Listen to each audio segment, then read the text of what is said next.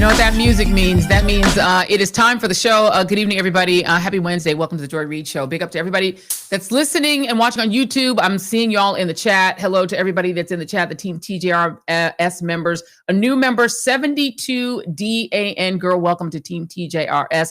Hello to everybody in the chat. Big up to also everybody that's on the stacks. That would be Substack and also Spotify. And hello to those who are also catching the show on Spotify. We love everybody. By the way, we've officially crossed the 330,000 subscriber mark. We did that today. So thank you very much to everybody who has subscribed and shared. We appreciate you guys. We are growing by leaps and bounds. September was a really, really great month for the Joy Reid Show. So let's jump into it. There's a lot going on. We have a lot of amazing guests today. I'm really excited about our guest lineup. But let's go back. Let's take you back into time. To 1965, when President Lyndon Baines Johnson signed the Voting Rights Act into law. That was August 6th of 1965. It was affirmation of a pretty simple principle that he also articulated himself, and that you can see him there with all of the members of those dignitaries who showed up, including Dr. King, who was in that room with him, a very multicultural, multiracial group of people who showed up because this was the work that they had done, and they were essentially gaining the benefit of the work that they had done. And he affirmed that. And he also affirmed it in a speech that he gave before a joint session of Congress in which he laid out a pretty simple principle about what we ought to do in this country. And here it is.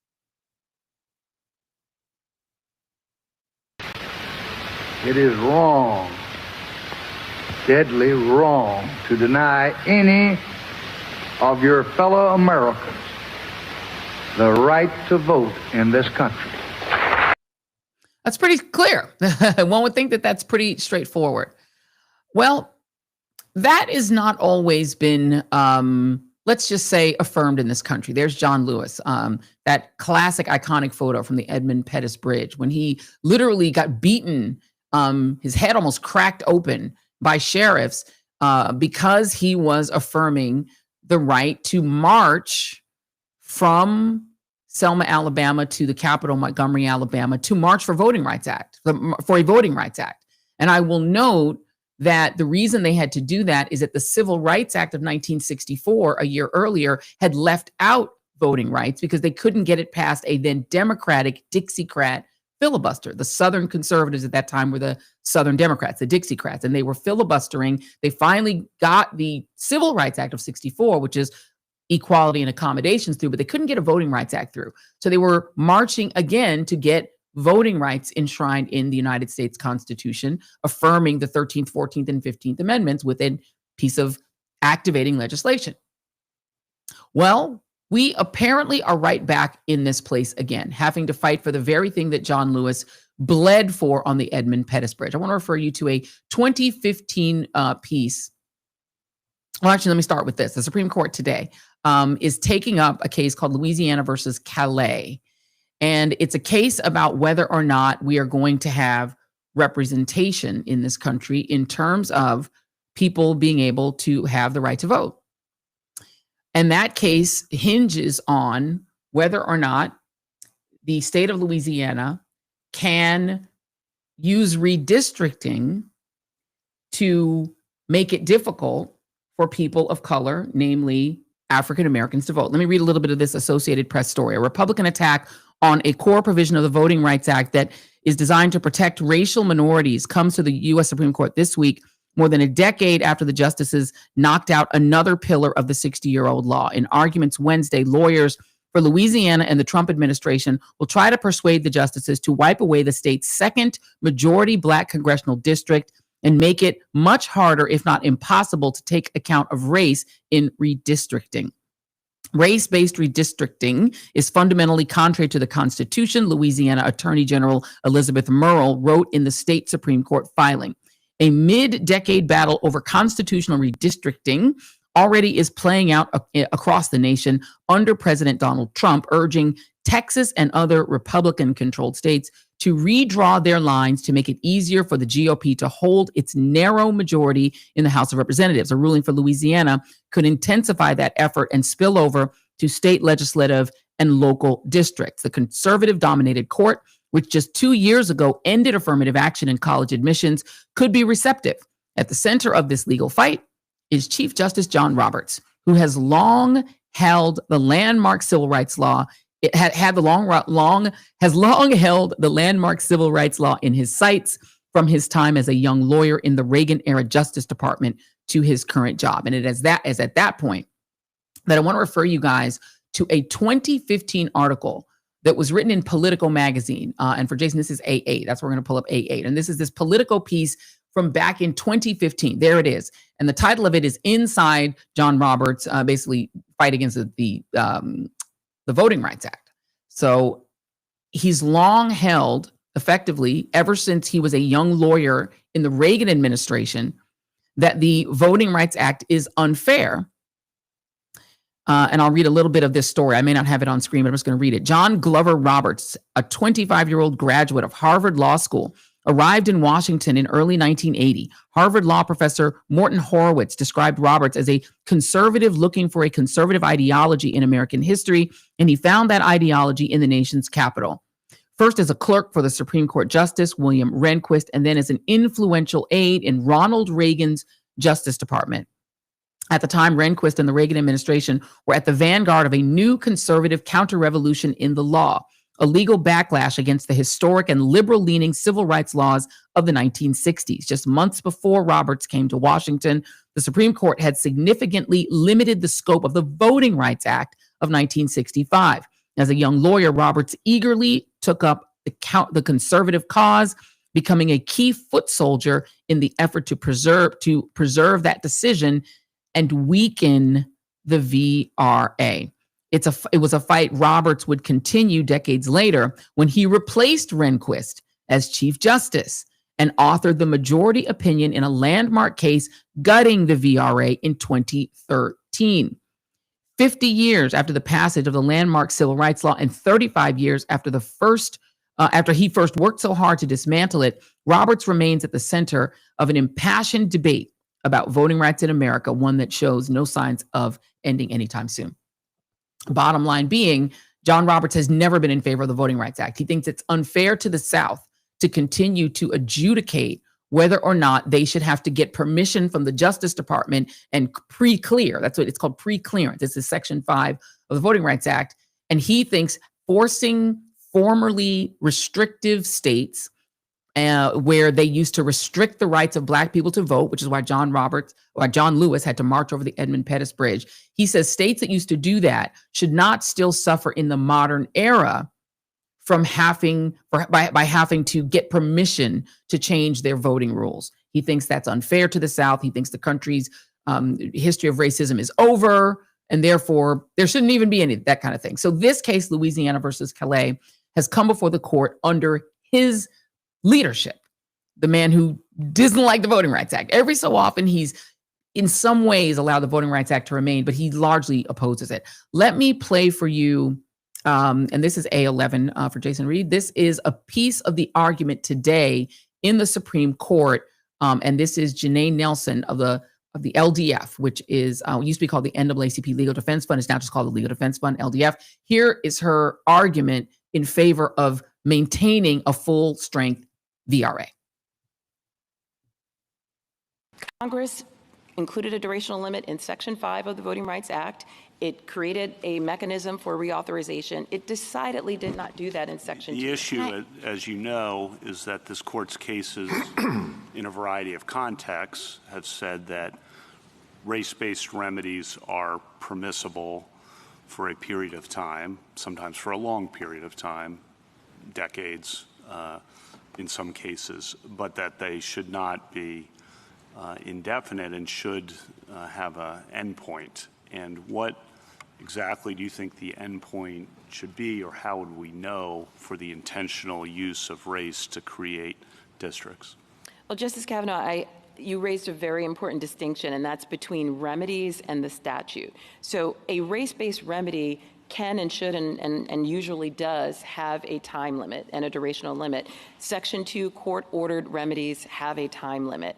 And so that is something that is grounded in our case law. What is not grounded in case law is the idea that an entire statute should somehow dissolve simply because race may be an element of the remedy. So, for example, this case has affirmed Title VII. It has affirmed Section 1982, the Family Medical Leave Act, and also Section 4E of the Voting Rights Act in Katzenbach versus Morgan, and never has it suggested that any of those statutes should dissolve in and of themselves as opposed to the remedy. I'm sorry to interrupt. I don't think it's the statute. It's the particular application of the statute that entails the intentional, deliberate use of race to sort people into different districts.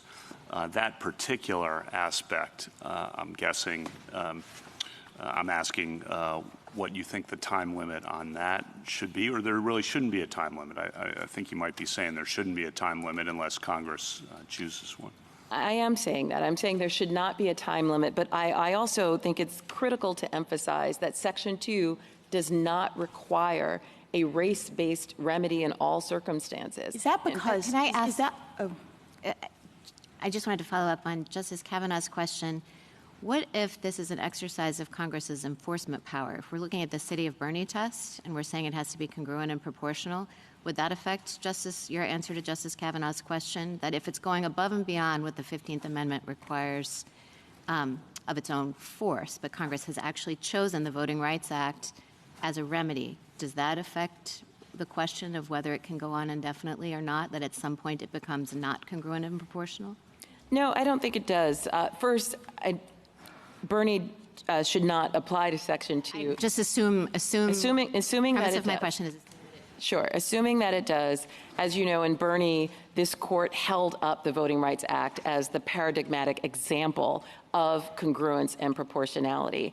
The fact that the Voting Rights Act at times may require a race-based remedy does not change the fact that Congress, with its enlarged powers as defined by Ex parte Virginia and the line of cases forward, can address conduct that is beyond what the 15th Amendment addresses. It doesn't need to simply parrot the 15th Amendment. It can address conduct that is even considered constitutional in order to ensure that race discrimination in voting does not go undetected, uncorrected, or undeterred, in the words of the Senate report supporting the 1982 Nelson, I guess I amendments. wonder if it would be helpful, at least as I'm thinking about it, because I think this is a very important question.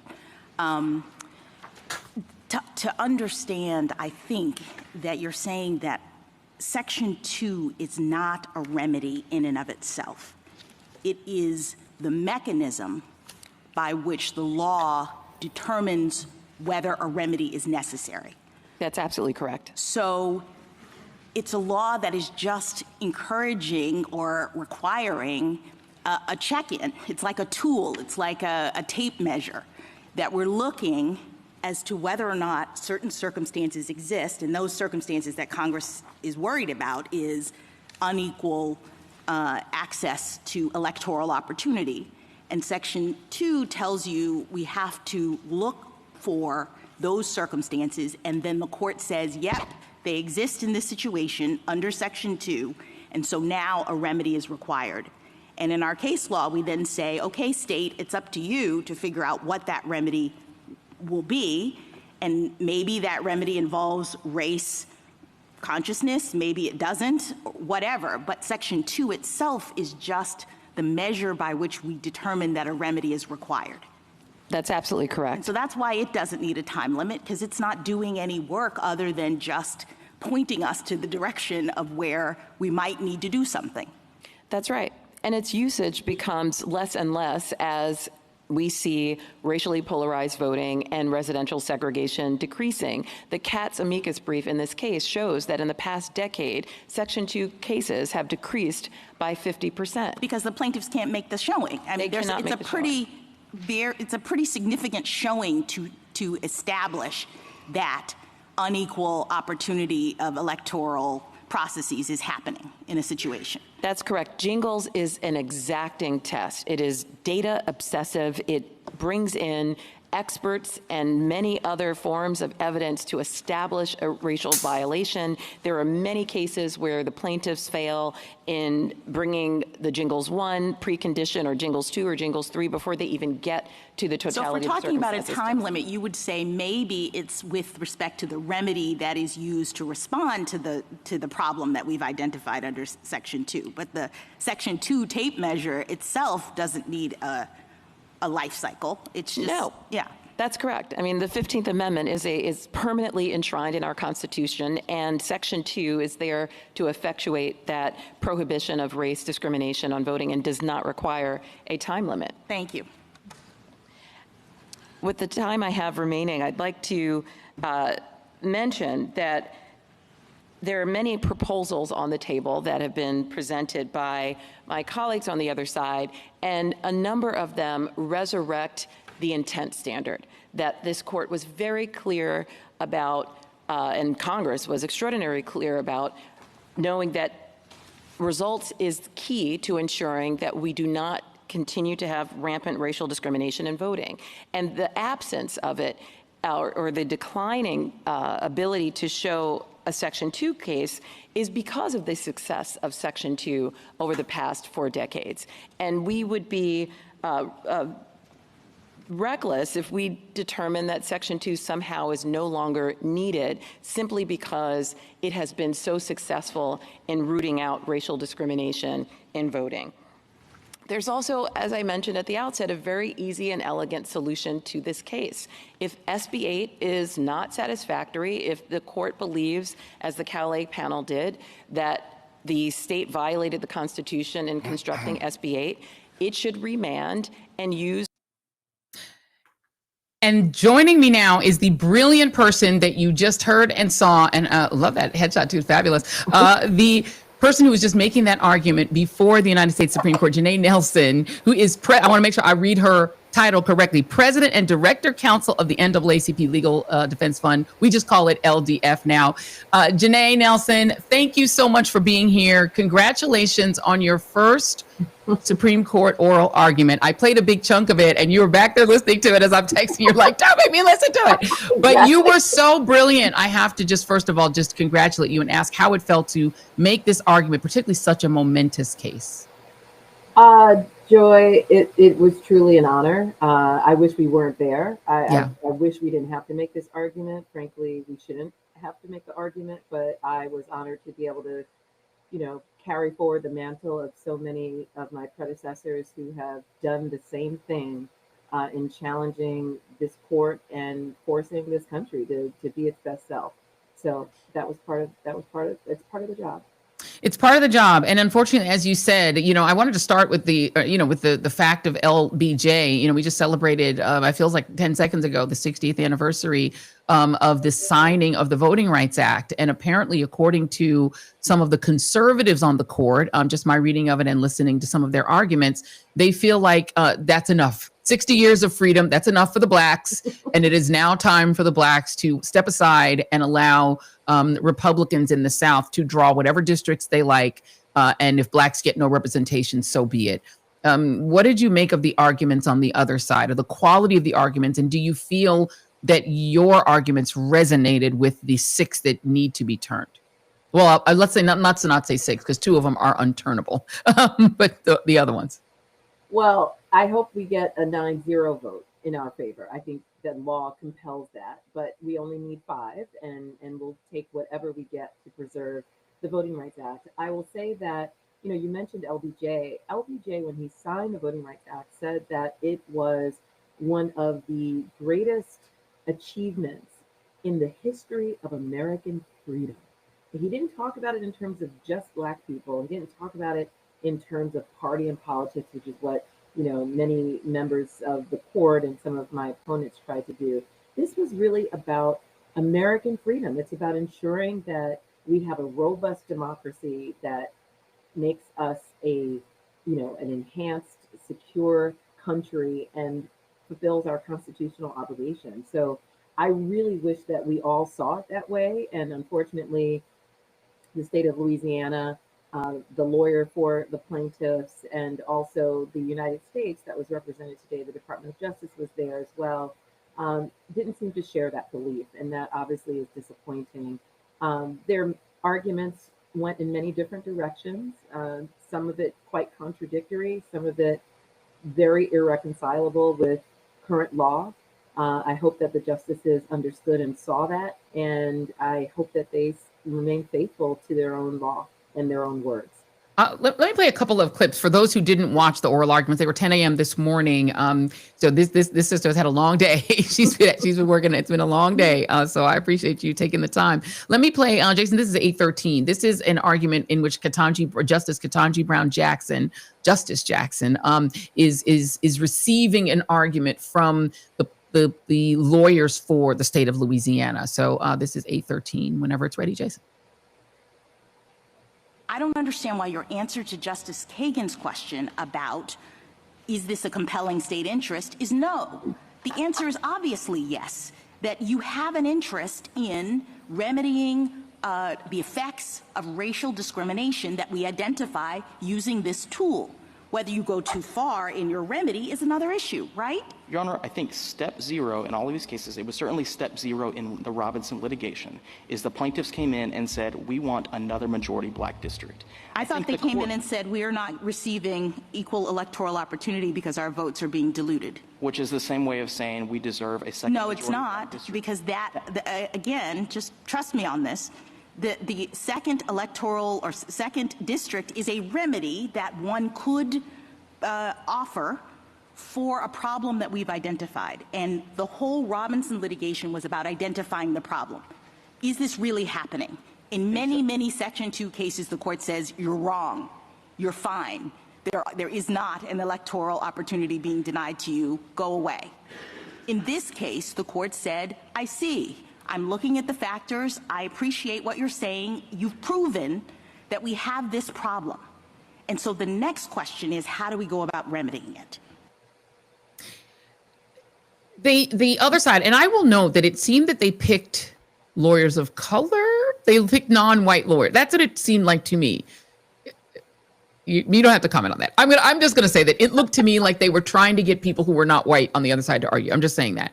But when what do you make of that argument? What they're saying is that it almost sounds like they're saying that black people don't deserve a second seat in the Louisiana congressional delegation because somehow it's that they're getting it unfair. They almost sound like they're making like an anti-DEI argument about the seat. Is that how you read it?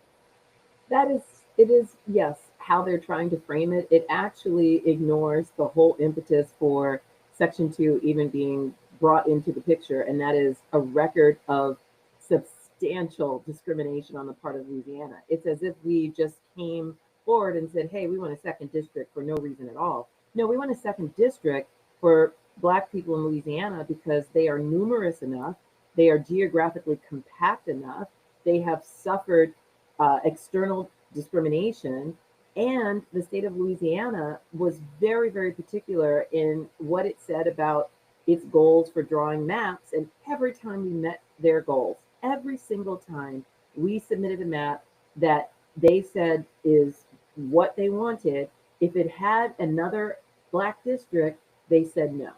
And so it was clearly a way to minimize and cancel out the growing political power of Black people in Louisiana. And this is happening at the same time that the white population is declining. The white electorate in the original map controlled 83% of the congressional districts, even though they only comprised 58% of the electorate. I mean, if you're talking about an imbalance, if you're talking about unfairness, if you're talking about superproportionality in favor of a single group, that is it, and it's in favor of white people. Even now, in the map that we are defending, they control 66% of the congressional districts, and they are only 58% of the population. Now, numbers alone are not going to win a Section 2 claim, but they are an entry point. They do tell you that something might be wrong in the system if things are that imbalanced. And unfortunately, the state of Louisiana wants to get out of the obligation of complying with federal law. And sadly, we know that the only way that we've been able to get, a change in the complexion of elected officials across the country is by virtue of all the work that's been put in for the past 60 years through the Voting Rights Act. Yeah, I mean, and look, this is my bad that I didn't prepare this so that Jason can have it. I don't know if you guys can even see this. I'm going to turn my laptop around and see if you guys can see this map. This is the New York Times. They have put together what it would look like. The map that you see that's got some blue on it, that is the current maps. If this were to happen, this is in theory what Republicans could do. Can you all see that in the chat? Let me know if you guys can see it. I don't know if my team TJRS and my readers can actually see it, but the reality is the South, which is where more than half of African Americans live, you would essentially allow Republicans to eliminate not some, but all of the potentially Black majority districts in Tennessee, Mississippi, Alabama, Louisiana. You would leave South Carolina. These states would have no Black representation in Congress, none. And this is where half of Black people live. So it would go from 24 seats across these states, in states where they generally only allow Black folks, who in some cases are a third of the population, to only get one seat. Mississippi has all those Black people. They only have one congressional seat that has a Black person in it. They managed to get 2 in Alabama by going to court. They've managed to get 2 in Louisiana by going to court under the Voting Rights Act. You're talking about some states where there are a third Black and have not one Black congressperson. That's the outcome that Republicans want, right? Yeah, and so let me say, we don't look at it in terms of party. We're looking at it just in terms of the ability of Black voters to exercise their power for whomever they choose. And I love that you brought up the issue of Mississippi and then also Arkansas.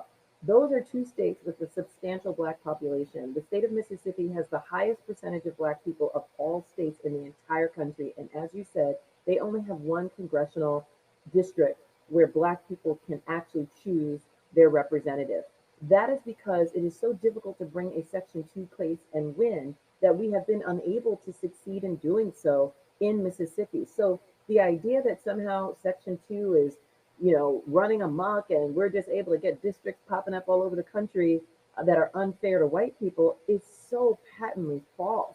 Section 2 is already significantly constrained and only produces a result in favor of Black voters when you have a substantial showing of discrimination, as we have in Louisiana.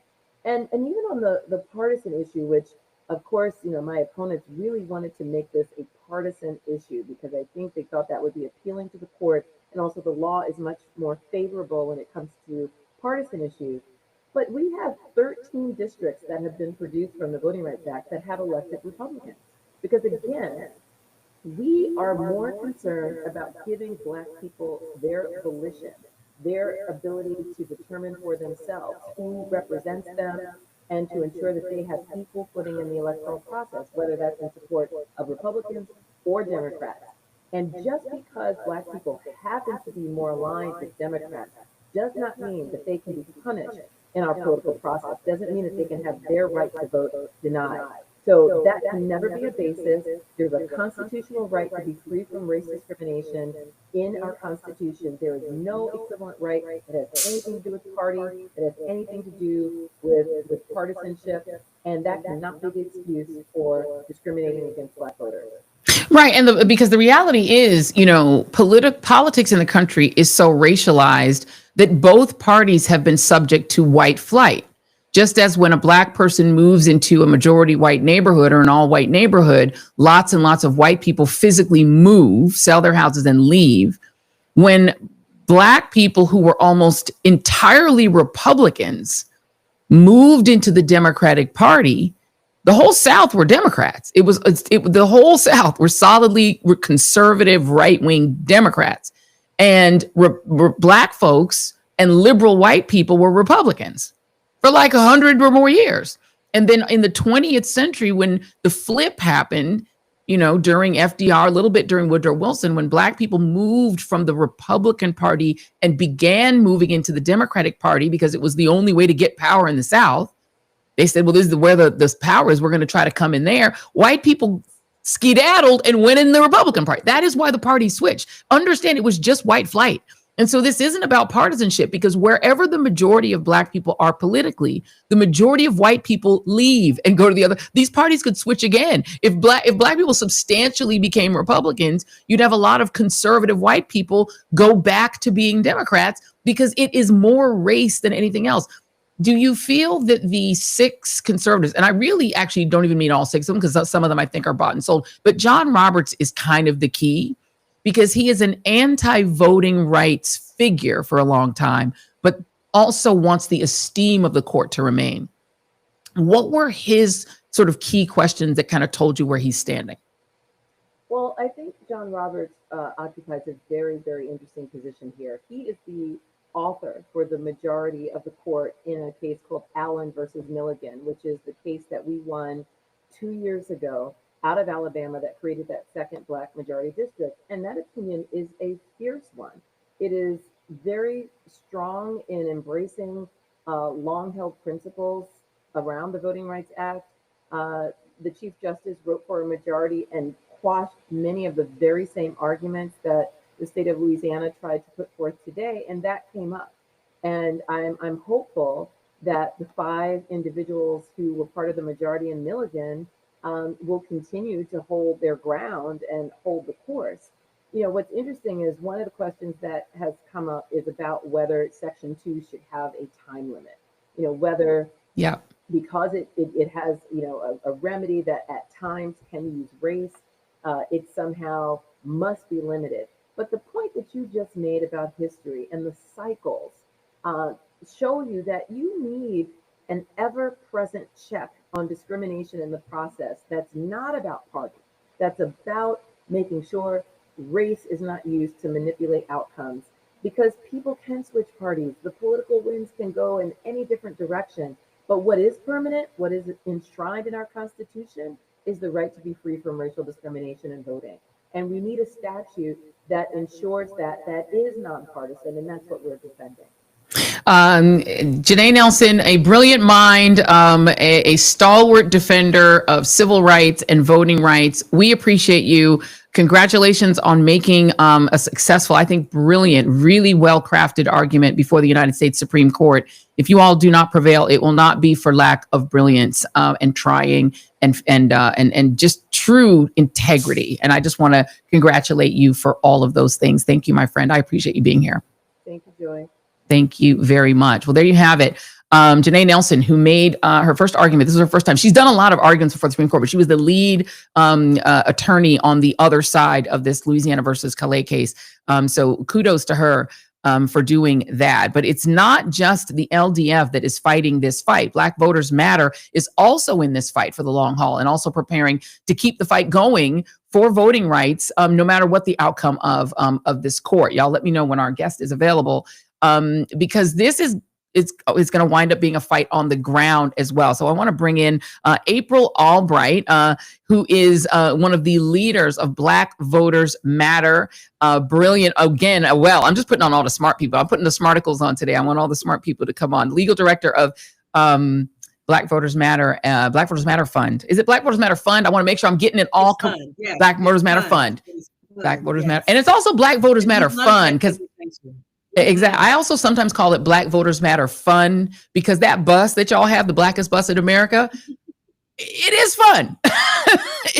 It's fun. It is so much fun. We love our fund designation because a lot of our work is providing resources, right? Yeah. To grassroots organizations and making sure that their voices are heard throughout the democratic process. In fact, we brought, 7 buses from the South to hear the oral argument, or at least to be in front, bearing witness, right? As our sister Janai was in there slaying, in the court, right? And so, yeah, we love that designation of fund because that's a very important part of our identity. Absolutely. And some people leave off the fund, but yeah, don't leave off the fund or the fun. Make sure that you do that when you're talking about Black Voters Matter. How do you think it went today? Well, I think that even before we got there, we all knew that this was a consequential and important moment, right?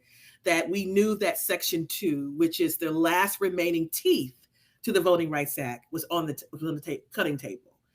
We knew that we have the right gladiators representing, like even watching Janai and other, this generation, right? Not the Thurgood Marshalls, but ascending down or ascending up to the Supreme Court. We knew that we had the gladiators in the room, but we also know that that court has the malicious intent, right?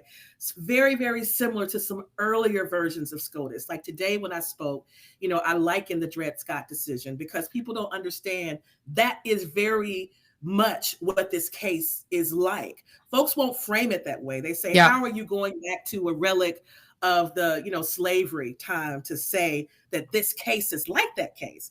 But what people don't realize. Okay. Hey, we're going to ask you just tip your camera down. There we go. So we got you. All right. We got you. So what people don't realize about the Dred Scott case, other than the language that, they said that Black men do not have rights that white men are bound to respect. What they did with the stroke of a pen, right, is nationalize slavery. Yeah. Because even at that time, right, there were freed states and non-freed states, but the Supreme Court, using their Marbury versus Madison third branch power, nationalized it, right? And so this decision has the same effect of taking the Voting Rights Act, which has created all of these districts where Black and brown people have been able to get their congressional representation at the state and federal level, and then saying, okay, you don't get that right. Right? States don't have a guardrail that prevents them from considering that. And so we find ourselves again under that shadow of that ghost, that we don't have rights then. We don't have political rights that any of these states, especially these red states, have to respect. So that's this moment. And so we go in the room knowing that. We go into this case understanding that, Justice Roberts wanted to get rid of the Voting Rights Act. This is not new to him. Even before he became a justice on the Supreme Court, he was actively advocating against. In fact, the thing that became a topic today, right, around intention, because, some of you may have heard the court talking about, well, there should at least be a racial intent element to these analysis, right? We have been in that era, but that was changed in 1982 through the Dole Amendment, and they started to allow for the totality of circumstances, that impact analysis, that began to allow us to go in court and win, right? Because prior to that, we had to prove racial intent, which is, they called me an NIGGER when they drew the lines, right? We don't often get those text messages that we saw yesterday when we're trying these cases. And so he did not like that. He advocated against it.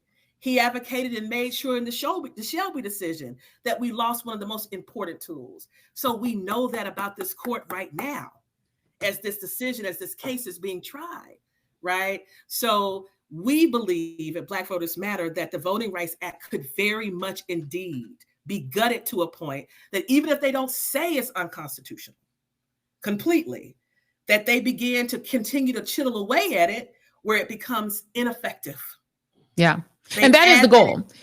And I think people need to understand that. I mean, the argument on the John Roberts side effectively is that you are insulting white people by saying that that unless you can prove they actually said a hard R N-word, then anything that they do, you have to presume good intent. You have to presume some other intent. And he's also championed this idea that if your intent is purely partisan, that actually is okay. It's okay. So it's okay, right? So that means, just for those of you who are listening, and you guys know we've talked to Jolanda Jones numerous times about the way they did this in Texas.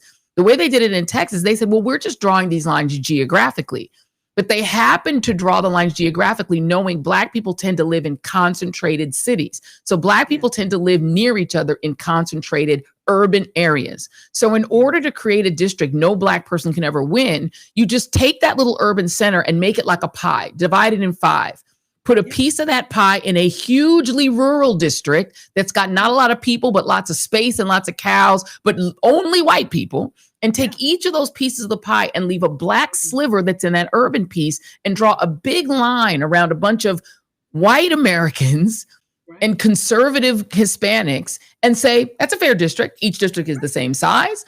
each district has an opportunity to vote, but there just aren't enough Black people in any of those districts to ever elect another Black person. That is the kind of secret way that conservatives can make sure Black people have no representation, because that's how they can ensure that whatever it is that white Americans and white conservatives want, they get. What do y'all do if that is the outcome in this case? Well, we continue to fight. And I know LDF is going to continue to fight because we understand that without the Voting Rights Act and the power of Section 2, we know what that means. It takes away a lot of that, for example, that impact analysis that we need to help prove our cases. We know that it will usher us back into the 14th Amendment and the 15th Amendment being our only tools to actually file these cases. But we're still going to file them, right? Regardless, because we believe that you've got to use all of your tools to fight.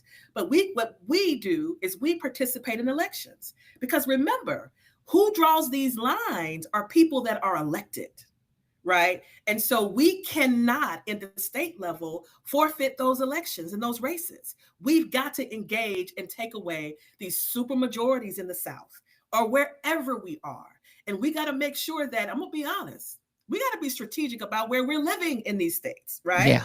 We also have to begin to go into areas so that we can begin to impact those races in a way that we can put more righteous and multicultural minded representation in these state houses, because they are who are drawing these lines at the state level and at the federal level. And so we at Black Voters Matter will continue to engage and fight and use our resources so that we can participate in these elections, right?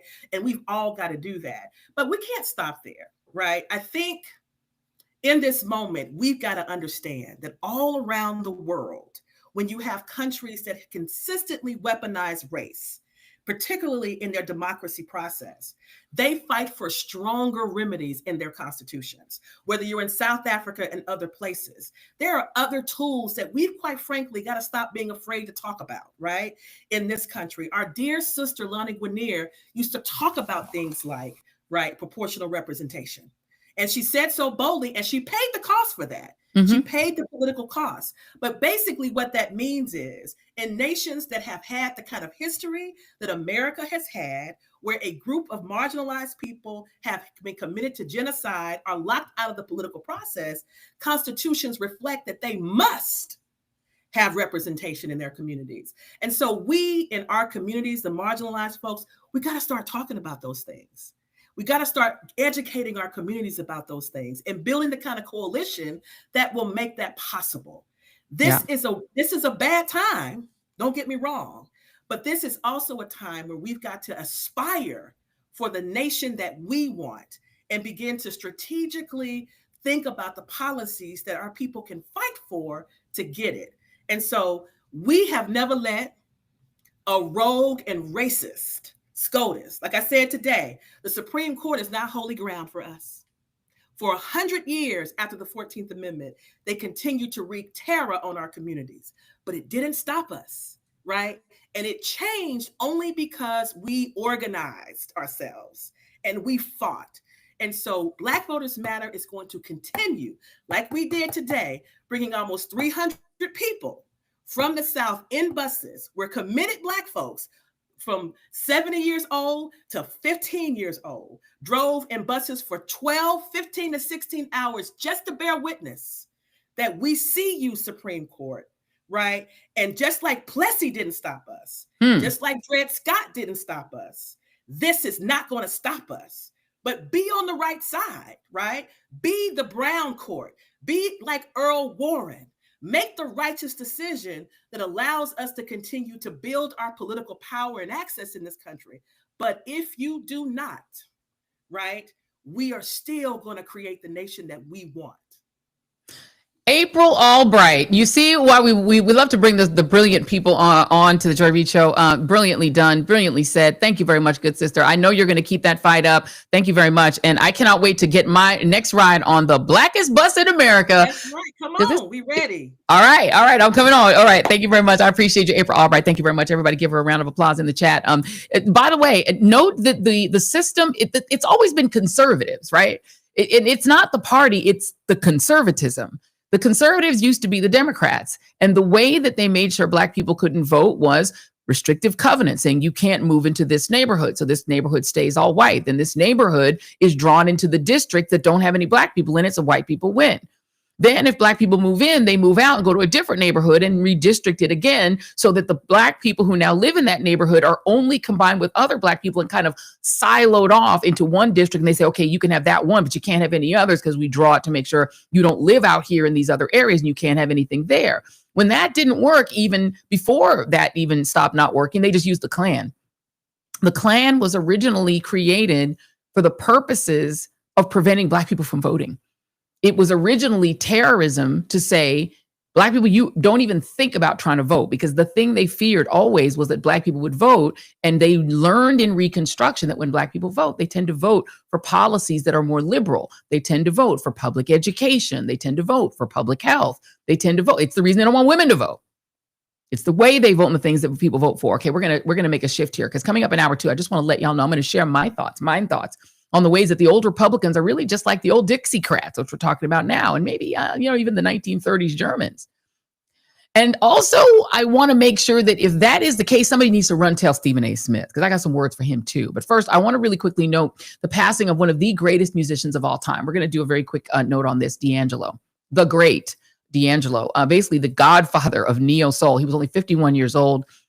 He died after a private battle, I believe, with pancreatic cancer. I mean, it's horrible. He was only 51. His debut album literally, I think, changed music forever. It created a neo soul phenomenon, and it made him into a huge superstar thanks to a certain music video. There it is. Jason, put that album up. Oh, see, that's the music video. I'm not going to play it because we have copyright issues on YouTube. You really can't play the video.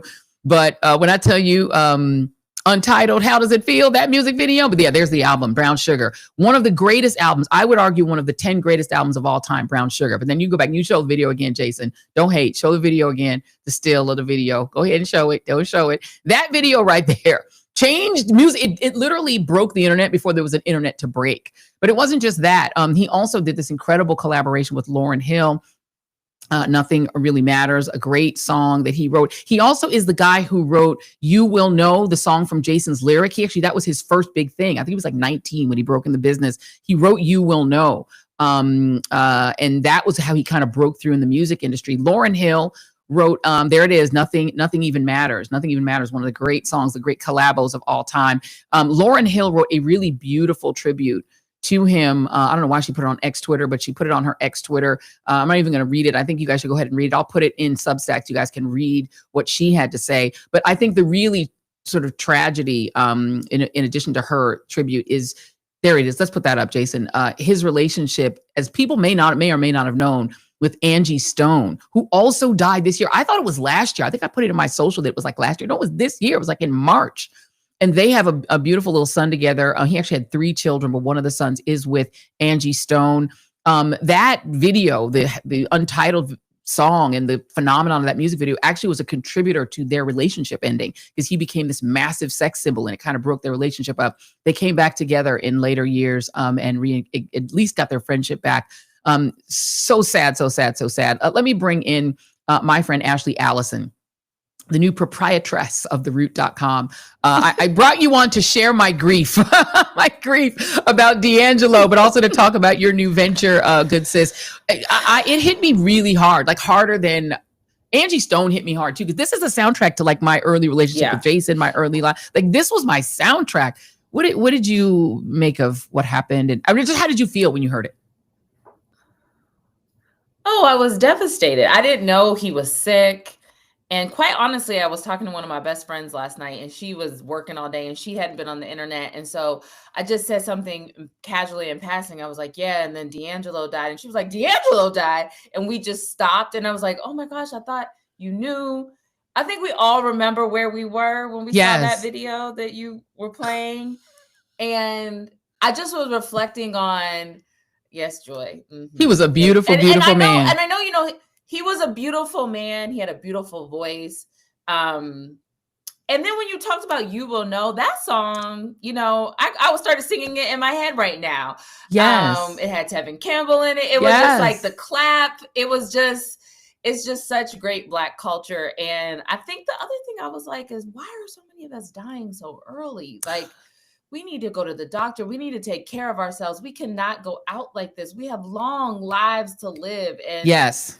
Can I put this, Phil? I want to put this up. Phil Lewis, Jason, this is C9. Phil Lewis, who's a great social media guy, he put up just a list of just the hip hop artists who died young. It is actually creepy. I mean, you think of Craig Mack was only 47. DMX was 50.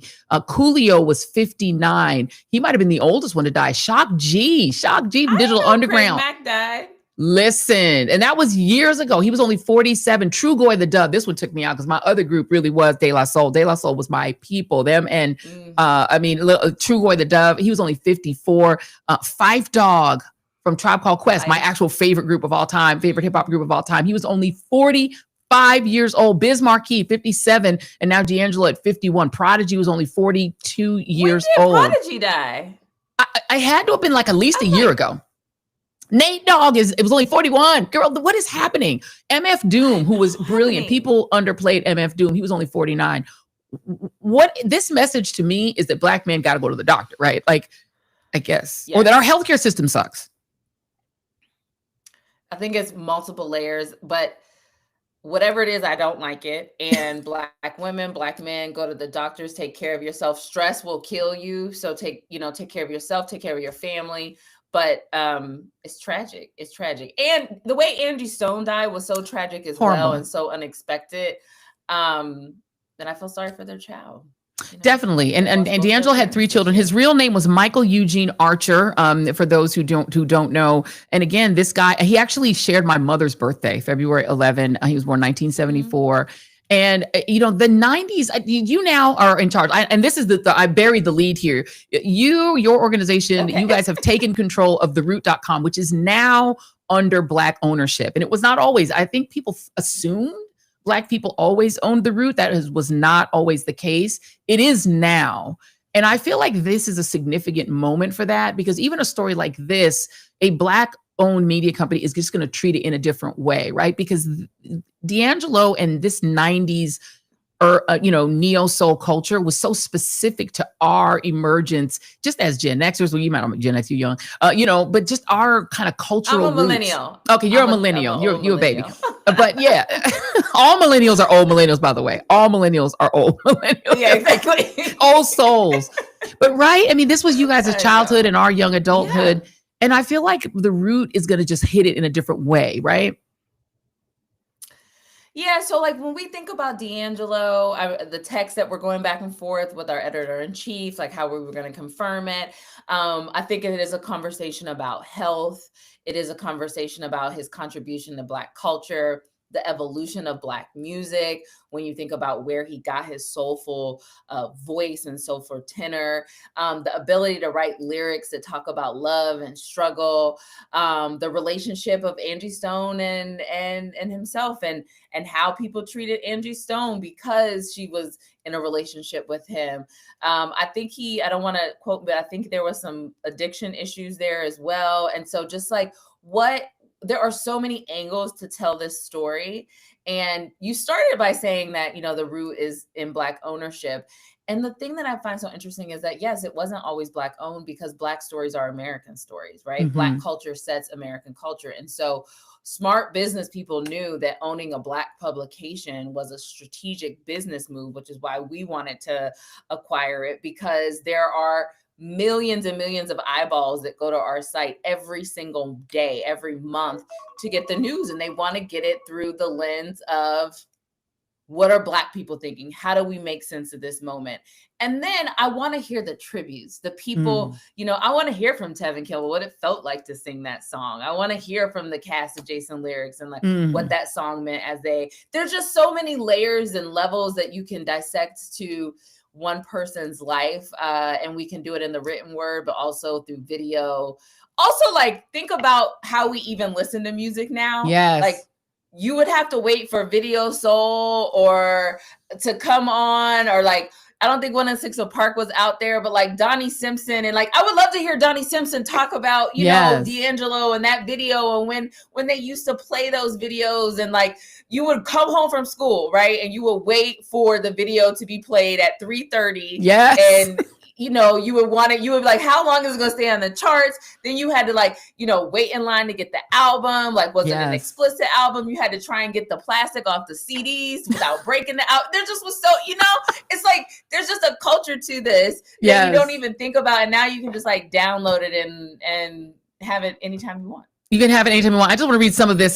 So the song Untitled How Does It Feel earned D'Angelo the Grammy Award for Best Male R&B Vocal Performance. The album won Best R&B Album. That's something about the segmentation of music, genre segmentation of music, because this was just great music, but of course it was siphoned off into R&B. But he worked with Ali Shaheed Muhammad. He worked with everybody. He remade Smokey Robinson's Cruisin', my favorite version of that song. Like that era, whether it was movies or music, really feels like it was almost a modern version of the Harlem Renaissance. It was like a Black Renaissance, the 90s, right? Yeah.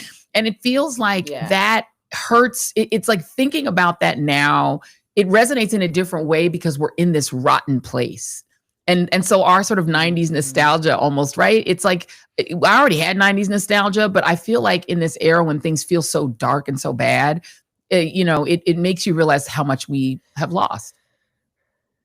And it also reminds us of our mortality, right? Yeah. Like we are all human. Our day will all come, and you want to ask yourself how you've lived your life. What have you left on this earth for people to feel better about? I know D'Angelo left music that makes people feel better about life, that makes people fall in love, you know? Yeah. And so it's like, what is the gift I've been thinking a lot about legacy, quite honestly.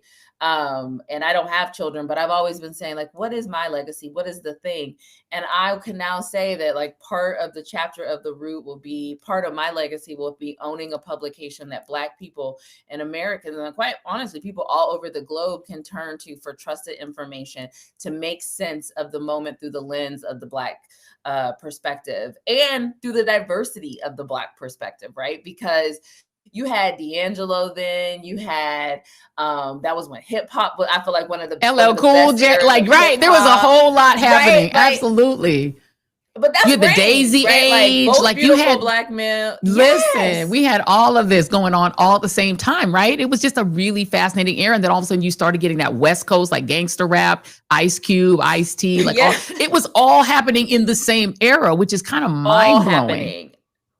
Mind blowing. And by the way, let me to the 2000s where like Outkast comes out and you're like, what is this? Listen, so the playlist, I'm like, what is happening, girl? Like, the South was coming through, St. Louis music was coming through. It was like the 90s just birthed. I mean, it started, hip hop started in the 80s, but in the 90s, it really like took off. And by the, like you said, in the early 2000s, that mid 90s to mid 2000s, look, Biggie, Tupac, you just name all of this stuff that was happening in the 90s going in. And that was done by 96. They were both gone by 96. So young, but yes. But what also makes me think about, Joy, when we talk about these stories too, is that this generation of music that is the hip hop that comes out now, I can listen to it. It doesn't feel like the hip hop I want to necessarily be heard, made in the masses. But I think there's a conversation to, like, rather than disparage this generation of hip hop and them disparage our generation, it's like, what are the commonalities? Why do we think music is the way that it is? Why do we think we're talking about the things that we're talking about? I mean, they had some, that video was risque. It broke the world. I had to sneak to watch that video. My mom would be like, girl, if you don't turn that stuff off, turn that naked man off. We weren't all saved and sanctified in the 90s either, right? So it allows us to look at the generational music that our parents listened to, we listened to, and now this next generation is listening to. Ashley Allison, who I will correct one thing that you said, you do have a child. It's called theroot.com. Watch it keep you up at night, and you have to change his diaper 24/7. Listen. It's a baby. It's the Root baby. It's a baby. It's a baby. Well, actually, when the day before I announced, I called Professor Gates. Henry Louis Gates, who was the founder of The Root. Mm-hmm. And I had never met him before. I never even spoke to him before. And I told him, and he said, you have my child. And I said, sir, I will take good care. Good care. Raise her well. I feel that obligation. You do. You don't want Henry Louis Gates knocking on your door, be like, "What you did with my child? I'm gonna call HRS." Exactly. Don't have it happen. Exactly. Ashley Allison, my soror, I'm so proud of you. Thank you so much for being here. We are just going to celebrate you. We enjoy you on CNN too, but I want everybody to see that you could talk about lots of different things, including culture. And so I wanted to have that conversation with you. I'm proud of you, sis. Thank you. Thank you. Thank you. Thank you, Joe. I'm proud of you too. Thank you so much. I appreciate you. Ashley Allison, everybody. Jason, can we get a round of applause for Ashley Allison? She's great. Yes, we've got a second hour of the show coming up. And look, rest in peace to the great D'Angelo, and deepest condolences to his 3 children and his family. What a loss, what a loss, what a loss. All right, let's move on. Hour 2 of the Joy Reid Show. Thank you all for tuning in. If you guys have not yet hit like and subscribe and share, this would be a great time to do it. You might as well share the fun, right? You might as well just share the fun. Thank you so much to James. Is this James Palney, who's been a member for 1 month? Says, great content. Keep up the good work. Thank you so much for being a member of Team TJRS. We appreciate everybody that's in the chat. Everybody's congratulating Ashley. It is a big deal for her to have acquired the Root, her company to acquire the Root, and to have it in Black ownership. When I worked at thegrio.com, David Wilson, who founded the Griot, but it was at the time, it was picked up by NBC News. So when I worked at thegrio.com, we were actually owned by NBC News and then by MSNBC. So a lot of the times these front-facing that seem like Black media are not necessarily owned by Black people. BET was, and then it wasn't. It became part of Viacom. And so BET was still BET, but it was not owned by anybody Black after it was sold. So you don't always know. It's not always forward-facing. You can't tell. I will say that this company, Image Lab Media Group, that is producing this show for you right now is 100% Black owned by myself and Jason Reid. So there you have that. All right. So let's get into our second hour of the Joy Reid Show. And as I'm sure you've heard by now, the young Republicans have been acting up. They've been acting up a little bit. Here's the political headline. Let me go ahead and read this political headline. I love Hitler. That's the title. Leaked messages expose young Republicans' racist chat. Ew. Let's read a little of the story.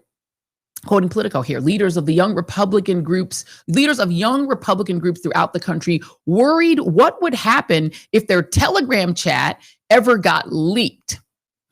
But they kept typing anyway. They referred to Black people as monkeys and the watermelon people, and mused about putting their political opponents in gas chambers. They talked about raping their enemies and driving them to suicide, and lauded Republicans who they believed supported slavery.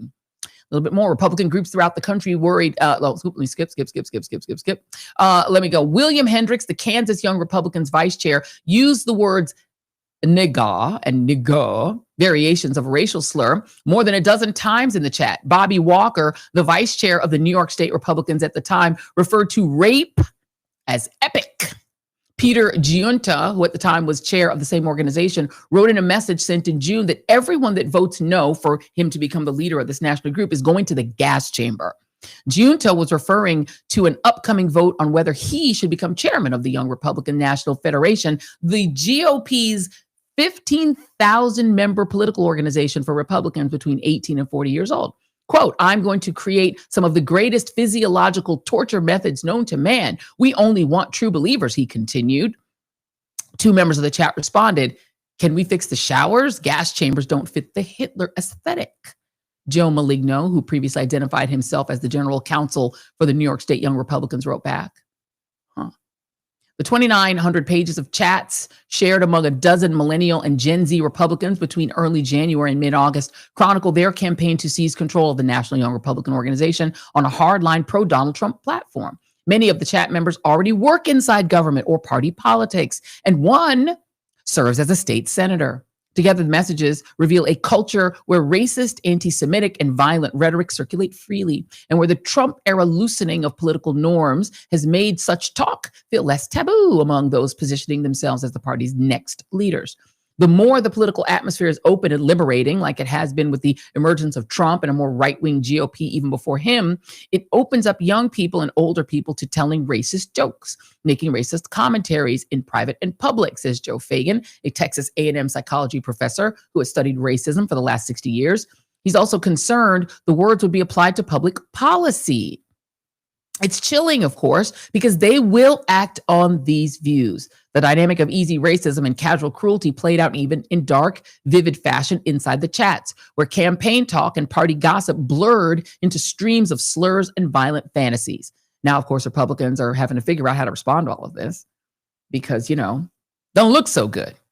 Cue JD Vance, who, of course, because he's JD Vance, brushed the whole thing off. It's just some college group chat, tagging the candidate for Attorney General of Virginia, who got into hot water for a spicy text to a white colleague calling for a Republican to feel the pain of their ideas. We're going to show you JD Vance's tweet. This is D6, in which he's basically brushing it off, saying, oh, yeah, don't worry about this. This is no big deal at all. This is just a racist college chat, just a group chat. Really, JD? Because there's a slight problem with that, James David. It's not a college group chat. It's a national group chat for the Young Republican National Foundation, which I just explained is the Republican Party, your party's 15,000 member political organization for Republicans between 18 and 40. I mean, I guess some of those 40-year-olds are still in college, but I doubt all of them are. And even Mediaite, which tends to kind of lean pretty conservative, called JD out and called out his tweet as balderdash, with editor Colby Hall saying that his response showcases the moral rot of the MAGA right. Now, Vance is certainly inconsistent, if we can call it that. He's inconsistent. He used to think Trump might be Hitler.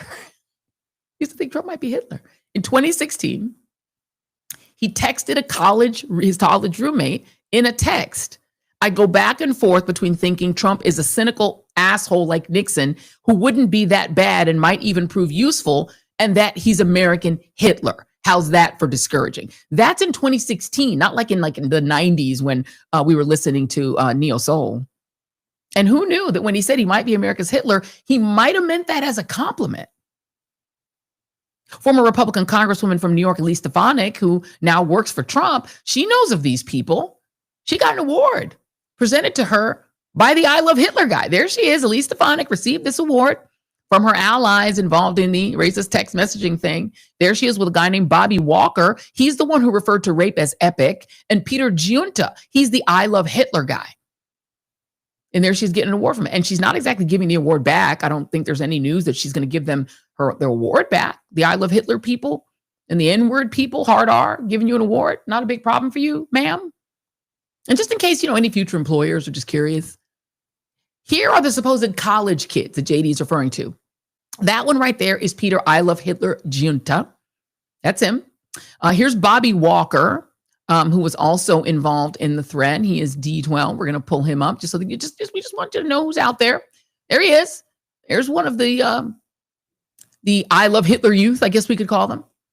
There's another guy named William Hendricks with a Y. It's kind of like a spicy spelling of Hendricks, but I don't think we don't call him a spicy white. There he is. One of the master race. There he is, master race action there. There's also a guy named Samuel Douglas, who actually probably has the most sort of dignified looking picture of all of them. There he is. There he is. Well, those are the guys, maybe just, I just want to show you those pictures just in case they come up on your Bumble. Which brings me to Stephen A. Smith, who, like so many other Stevens to our Django Unchained, from Jason Whitlock to Larry Elder and Sage Steele and Dr. Ben Carson and Candace Owens to the N-words for Trump guy. Remember that guy? These guys are constantly begging and hoping for the approval of white conservative Republicans. Or in the case of Clarence Thomas, hoping for the sweet, sweet succor of fully paid, fabulous vacations paid for by billionaires. And of course, a free RV if you can get it. They hope to gain these people's approval, right? And the primary tactic to get the approval of conservative white Republicans is to attack other Black people and or to denigrate Black history. Candace Owens did that by lending her voice to the PragerU videos downplaying slavery. She attacked police murder victim George Floyd. She put on a White Lives Matter t-shirt to pal around with Kanye West, who had changed his name to Ye by then. But there is no grift like the Republican filleting grift of attacking Black women. I mean, there's literally, that's half the content on right-wing podcasts, right? Cue Megyn Kelly and Piers Morgan. Attacking Black women is literally their food. They eat it like food to live and grow. Racism is like rocket fuel for these people. And so, why wouldn't a wannabe Black conservative star want to join in that? So let's listen to Stephen A. Smith, said emerging right-wing Black star, who last we checked was a sports commentator, leaning into his new role as a bona fide political expert by attacking Jasmine Crockett. This educated, brilliant Black woman representing over 750,000 people is engaging in verbiage and rhetoric for the streets. And that's fine when you're in the streets. How many of y'all bring the streets to the table when you're at the negotiating table trying to get a deal done? How many of you are able to think that for a second that you're able to bring street verbiage to Capitol Hill and that's going to work for you? You literally have senators and congressional figures on Capitol Hill on the side of the Republicans telling the networks, whether it's Fox News, News Nation, or anybody else, please, please, please put her front and center on camera. Why would they do that? Because they know it wins for them. Mm-hmm. So Stephen, he is ordering effectively Jasmine Crockett to get out these streets and go negotiate with the Republicans who are trying to take away the rights of Black people. But I noticed something as I was watching that video, and I don't know what I noticed, Jason. I don't know. I noticed something about that video that was kind of weird about the video. That's the set. Okay, that's a screenshot of it, right? Straight shooter, Stephen A. Smith. And something about the set felt weirdly familiar to me. I can't put my finger on what about it felt familiar. Something about it felt familiar. Something about the set. I don't know, really, really weirdly familiar, right? There's something about the set that just it was giving something that I can't quite put my finger on. It was giving something. What else was I don't know. It's something super duper familiar, he's mimicking an actual political analyst, journalist, and trying to give himself credibility by making his set look like something familiar to people who consume political journalism, something. No, that can't be it. Nah, that can't be it. What Stephen A. Smith is doing, he's doing the old huckabuck,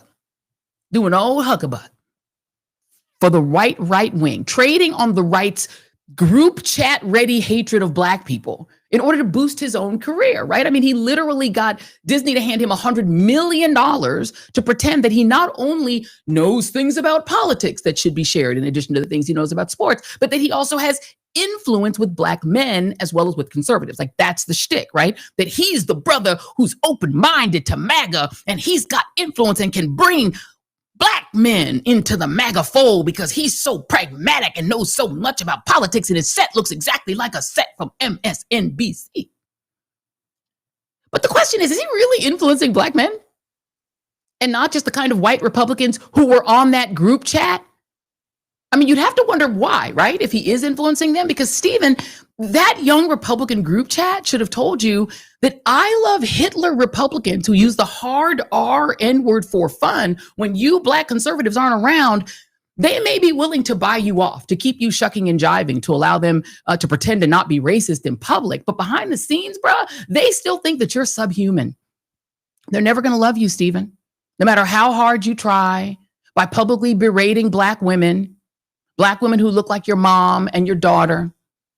And when you go on like that, the community that you're denigrating, that literally respects Jasmine Crockett, they're highly unlikely to come to your aid when your new friends from the group chat inevitably discard you because they've now fully implemented fascism under Project 2025 and they don't need you anymore. When that happens, Stephen, don't call us and we won't call you. How about that? We'll just be out here with Representative Jasmine Crockett, who actually fights for the people and doesn't huckabuck dance for the powerful. Just saying. Let's move on to our next topic. I think that's all I have to say about him. There is this weird mystery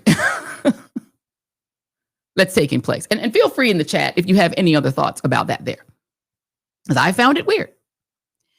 There's a mystery that's happening, meanwhile. Speaking of those same group chat Republicans, They seem to be very exercised about the existence of Black people, the existence of brown immigrants. They seem to be very exercised about the fact that Democrats can still win elections and have any power at all and have any membership in Congress at all. They want that to go away. What they don't seem all that exercised about anymore is the Epstein files. They weirdly don't seem to care about that anymore. They seem to have given up on the idea that Donald Trump should release those files. There is this really, really, really interesting story about a mystery visitor to Ghislaine Maxwell. She who got a special sort of club-fed deal where she was moved from a maximum security prison where she was housed because she is the only person who's been convicted thus far in the serial rape and trafficking of young women, girls, not even young women, girls, children. He was a child sex predator, Jeffrey Epstein. She was his trafficker. She's the only person that's ever paid for it because when Jeffrey Epstein finally got arrested by the feds and was prosecuted by James Comey's daughter, who got fired for it, she also prosecuted Ghislaine Maxwell and Diddy. And then, weirdly enough, she gets 20 years in prison for that crime. But then when Donald Trump comes into office, having vowed to release the Epstein files, suddenly he turns against the idea of releasing the Epstein files and decides we ain't releasing the Epstein files. His lawyer, Todd Blanche, who used to be his attorney in the hush money case, the case in which Donald Trump paid off a porn star to hush her up, make her not talk about their one-night stand, which she has essentially said was ew, but that was going to hurt his 2016 election chances. He pays her off and then hides the money in a fake sort of business filing. He gets convicted of that. That's why he has a 34-count felony count. The lawyer who lost that case for him, Todd Blanche, now gets in the Justice Department. And apparently his job is to quiet Ghislaine Maxwell's mouth. He goes and has this secret meeting with Ghislaine Maxwell, after which she comes out and says, I never saw Donald Trump do anything illegal when he was hanging out with Jeffrey Epstein for 10 years. That's weird. So now The Independent has this really interesting story in which Ghislaine Maxwell gets these secret, unexpected visitors at the Cushy, Texas prison, where in August, she was moved from her maximum security facility where they normally put sex offenders. They put her in this minimum security, basically club fed. And she gets this like secret visitor at Bryan Federal Prison Camp. So it's a camp. It's not even a prison. It's a minimum security facility known for its relatively relaxed environment. And the secret visitor has drastically disrupted the daily lives of her fellow inmates. The original reporting is actually from the Wall Street Journal. It talks about the fact that the 63-year-old who was convicted in 2021 for trafficking underage girls for Jeffrey Epstein, her arrival at that prison camp has led to more frequent lockdowns, more armed guards on campus, and other changes to the prison, according to this Wall Street Journal report. Current and former inmates at the usually docile prison, also the home of Theranos founder Elizabeth Holmes and Real Housewives of Salt Lake City star Jen Shaw, said it seemed as though Maxwell had been receiving better treatment than the other inmates. A majority of the inmates held there have committed white-collar crimes and face shorter sentences, or have served a larger portion of a longer sentence and are considered a low flight risk. Because of this, Federal Prison Camp Byron is known as being relatively low security, without any of the towering fences, barbed wire, or high security cells found at stricter facilities. The Bureau of Prisons typically prohibits sex offenders from serving time in such prisons, though they can be admitted under a special waiver. According to the report, Maxwell, who was handed a 20-year sentence in 2022, has the fourth longest remaining sentence out of the prison's 600 inmates. It's not known who Maxwell met in this secret meeting in the chapel back in August, though some of her fellow inmates heard rumors that they locked the prison down so she could have a secret meeting with some unknown person in the chapel. And some of the other inmates heard rumors that the lockdown was meant to accommodate, quote unquote, important visitors, according to the report. Later that day, one inmate said they saw Maxwell return to her dormitory with a smile on her face. When asked about the mysterious meeting, Maxwell reportedly said that it went well, but didn't share any other information, according to the report. Meanwhile, less than a week later, the Department of Justice released a transcript of an interview Maxwell had with senior official Todd Blanche weeks earlier in July. During the interview with Blanche, and this is what I told you before, Maxwell said that she had never seen President Donald Trump doing anything inappropriate or illegal with Epstein when they were friends, soon after she was transferred to Camp Ryan. What's going on here? This is happening as Republicans are refusing to do the simple thing that they could do in order to find out what's going on. They could release the Epstein files, and the House of Representatives that has control of it is refusing to do it. And there is an effort by 4 Republicans and all the Democrats, which is actually led by Representative Summer Lee, but that 4 Republicans, including Marjorie Taylor Greene, have signed on to do a discharge petition, which would mean you force the Speaker of the House to release it. But they can't get to the number, the 218, because they need one more. The one more would be a woman named Adelita Grijalva, who won her race in the state of Arizona. She succeeded her father, who passed away. She won this race like almost a month ago, but she's still not seated. They won't seat her. They're claiming it's because of the shutdown, but she thinks it's because of the Epstein files. Here is Adelita Grijalva giving a press conference on that. Sorry, Jason, you were going to play it. You can play it now. And let's just be very clear. This speaker has sworn in 3 other members, now members in a special, and they're 24 hours after their election. And 2 Republicans, 1 Democrat. The only difference is I am not a Caucasian male, and also I am a woman of color from Arizona, and 700,000 people deserve to have their voice heard. Right. And I am so grateful for this caucus and the mujeres that have joined me here today, because let's just be really clear. If I were a Republican, I would have already been sworn in. That's right. And that is not acceptable. They're afraid of me signing and being the 218 signers. 218. Yep. And I think that that's important. And so what Democrats did, while there's no House representative, she's not sworn in because they're just not allowing the House to come back, because it seems that Mike Johnson doesn't want to have to. He doesn't seem to want to have to swear this woman in, so she'd be the 218th vote. Here's a march Democrats did. I believe this was on yesterday. They were marching through the Capitol demanding that this woman, Adelita Grijalva, be sworn in. Let's see if we have there. Swear her in. Now. Swear her in. Swear her in. Swear her in. And there we have it.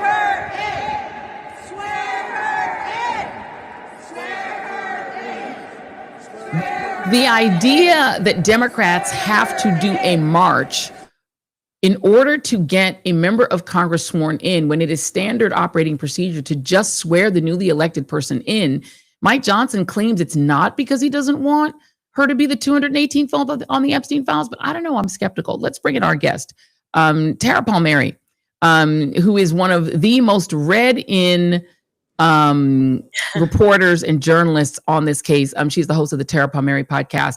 Tara, it is great to see you. What do you make of this? Well, let's start with the weird meeting. This weird meeting in the chapel. Do you have any reporting that can sort of tease that out a little bit, what that meeting might have been about? Joy, I don't have any reporting, but I have to think that from her demeanor as reported by the Wall Street Journal, which has really been after this, I was so impressed to see that they, sent out requests to literally almost every inmate to describe what it was like to be with Ghislaine Maxwell, to hear that she's getting a short bob haircut with a dye, and to hear that she could tell inmates in common spaces, you can't be near me, and guards would almost act like security for her. The way they protect her above all the others, it suggests to me that there is some sort of understanding that this person needs to be kept alive, that this person needs to be protected for a reason, that there is some sort of outcome to come with all of this. I mean, it's a known fact that child molesters do not do well in prison. They do not do well. They die frequently. They're called comos, and they are literally targeted because of the depravity of this crime and how severe it is. And she's basically in Club Fed, where a lot of these people are fraudsters, right? But you don't find murderers in this facility. These are open rooms. Their cells are not like locked. They can walk around. They live near residents in a residential community. She's a sex offender. People who do the crimes that she commits, they spend 100 years in prison. You know, this is not normal. And yet they're ushering her to private meetings. She's being treated like she is the queen of this camp. I mean, she's being fed vegetarian food and giving it out to people. Now, this just suggests to me, when you factor in the president's comments, oh, Glenn, you know, remembering her like they were old pals, which they were, by the way. I mean, she met him when she was working for her father, Robert Maxwell, selling corporate gifts when she was as young as like 20 years old. And her father and Trump were friends. He used to go on her father's yacht, the Lady Glenn, named after her. So they have a long-standing relationship, these two. And, you know, he said he was looking into a pardon. He's normalizing the situation. And Joy, if I could make a prediction, and this is not based in any reporting, but it's just a gut feeling based on the fact that Trump also mentioned Diddy in the same comments. He did. I think that he will pardon Diddy, Maxwell, and George Santos in one fell swoop, and it will blur the moral lines, cause so much outrage that people are just overwhelmed by it, and it gives him a device to do something that is morally reprehensible, and there will just be so many, but it will be confusing at the same time, because, you know, some would argue George Santos, you know, he committed some campaign violations, which is fraud, but, you know, to pardon him in the same breath as a sex offender and Diddy, who is also accused of sex crimes, it just seems like he's laying it out there. Like he's just showing us what his strategy is. I agree with you. I've been thinking for the longest time that he's going to pardon Diddy, because also, by the way, Diddy's probably written him a check. Let's just be clear, you know, and the Maxwells have the money to write him a check too. And you know, Donald Trump is nothing if not an entrepreneur. And so I'm assuming that these pardons are coming. But for the way that she's being treated, the way you've described the way she's being treated, it sounds a lot like what I've read about how Jeffrey Epstein was treated when he was incarcerated in Florida. I mean, he was getting to leave that prison every day, go to his office, accompanied by Florida Department of Law Enforcement officers who were treating him like they were his security. And then he would come back and sleep in the prison, but he was being allowed to come and go as he pleased, even though he's a literal child molester. In fact, he reportedly raped a girl during that period of time when police were on the other side of the door.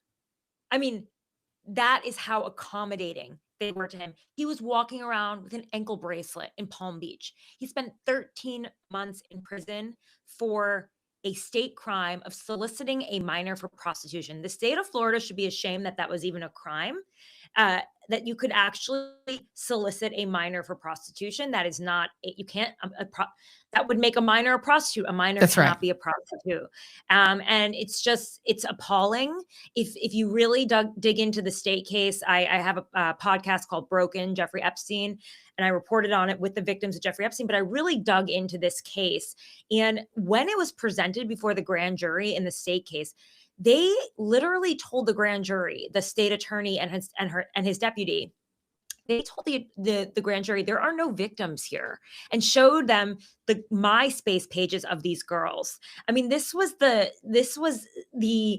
to sort of suggest that they're promiscuous and they had it coming. This is the state of mind. This is the layer of protection around Jeffrey Epstein that continues after his death, in the sense that the files have not been released, in the sense that Ghislaine Maxwell, I mean, it makes sense as to why she didn't speak during the trial. She probably knew at the end of the day that she was going to be able to pull some card. Well, I mean, the reality is you pull a card or you end up like Jeffrey Epstein. I mean, are you among those of us who do not believe that he died by his own hand? Oh, yeah. I don't believe he died on his own. No. Yeah, I think he killed him. I think that he was killed. Absolutely. There are too many anomalies. There are too many strange occurrences that happened during this period of time. I also don't think, as a narcissist that he was, scribbling a note, no fun when asked what prison is like, that he truly believed that he wouldn't be able to pull a wild card and get out just like he did before. Yeah. I agree with you. I interviewed a gentleman when I was my old show, AM Joy, on MSNBC, that said that he was literally talking to his attorneys about his defense and was feeling enthusiastic about taking the case to trial because he knew he had so much dirt that he seemed confident. The idea that he suddenly went from that to suicidal just doesn't make sense. But the other piece of it is you think about all the people who were involved, right? The person who actually cut the deal for him winds up with a sweet deal, a job inside the first Trump administration, gets a cabinet post out of it. You now have Pam Bondi, who said for a hot minute that she had the Epstein files on her desk. And then suddenly she's like, what desk? I don't have a desk. That's not a thing. And now she has forgotten about herself. Kash Patel, who used to say the FBI director is who has control of the Epstein files and can release them. He now is saying, I don't know what you're talking about. He seems to have forgotten. He literally said that on his own podcast and on Glenn Beck's podcast. Dan Bongino, who also made his name essentially calling for the Epstein files. The cover-up feels total. Have you been able to get into the why? Why are all of these people suddenly developing amnesia about how evil Jeffrey Epstein was and about whether these victims need justice? I think it's pretty clear. It comes from the top.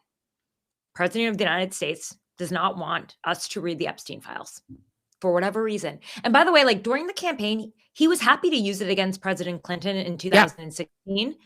But when asked about it in 2024, he was like, yeah, we'll look into it. He wasn't one of those fervent Epstein files. It's going to release a cabal of, naughty Democrats and elites. Let's not forget that at the time when he was friends with Jeffrey Epstein, a very close friend of Jeffrey Epstein, he was a Democrat. He was writing checks to Democrats. He was hanging out in Epstein's circle. I know he claims that he did not write that lewd card to Jeffrey for his 50th birthday, even though the estate handed it over to Congress after being subpoenaed. But he's mentioned not once, but twice in that birthday book, a birthday book to Jeffrey Epstein. So it's really hard to not see why all of these people are completely flipping around. I think it's just, this is the mandate from the top. There is something in there that Donald Trump does not want the world to see.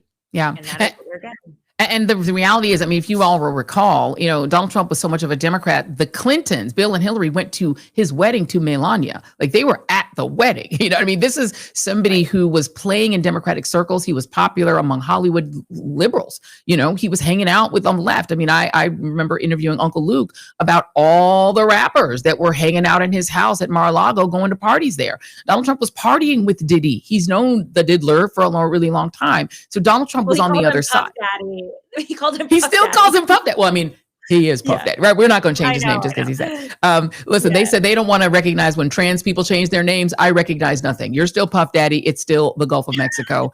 This is how I roll. Let's talk a little bit about the financial angle of it, because we now find out that Elon Musk and Peter Thiel had pending potential meetings with Jeffrey Epstein, or maybe to go to Epstein Island to meet with him. That does not imply they were going to do anything. I'm not implying that, but there definitely was some sort of a connection being made between these tech oligarchs, and you can also throw in Bill Gates and Jeffrey Epstein.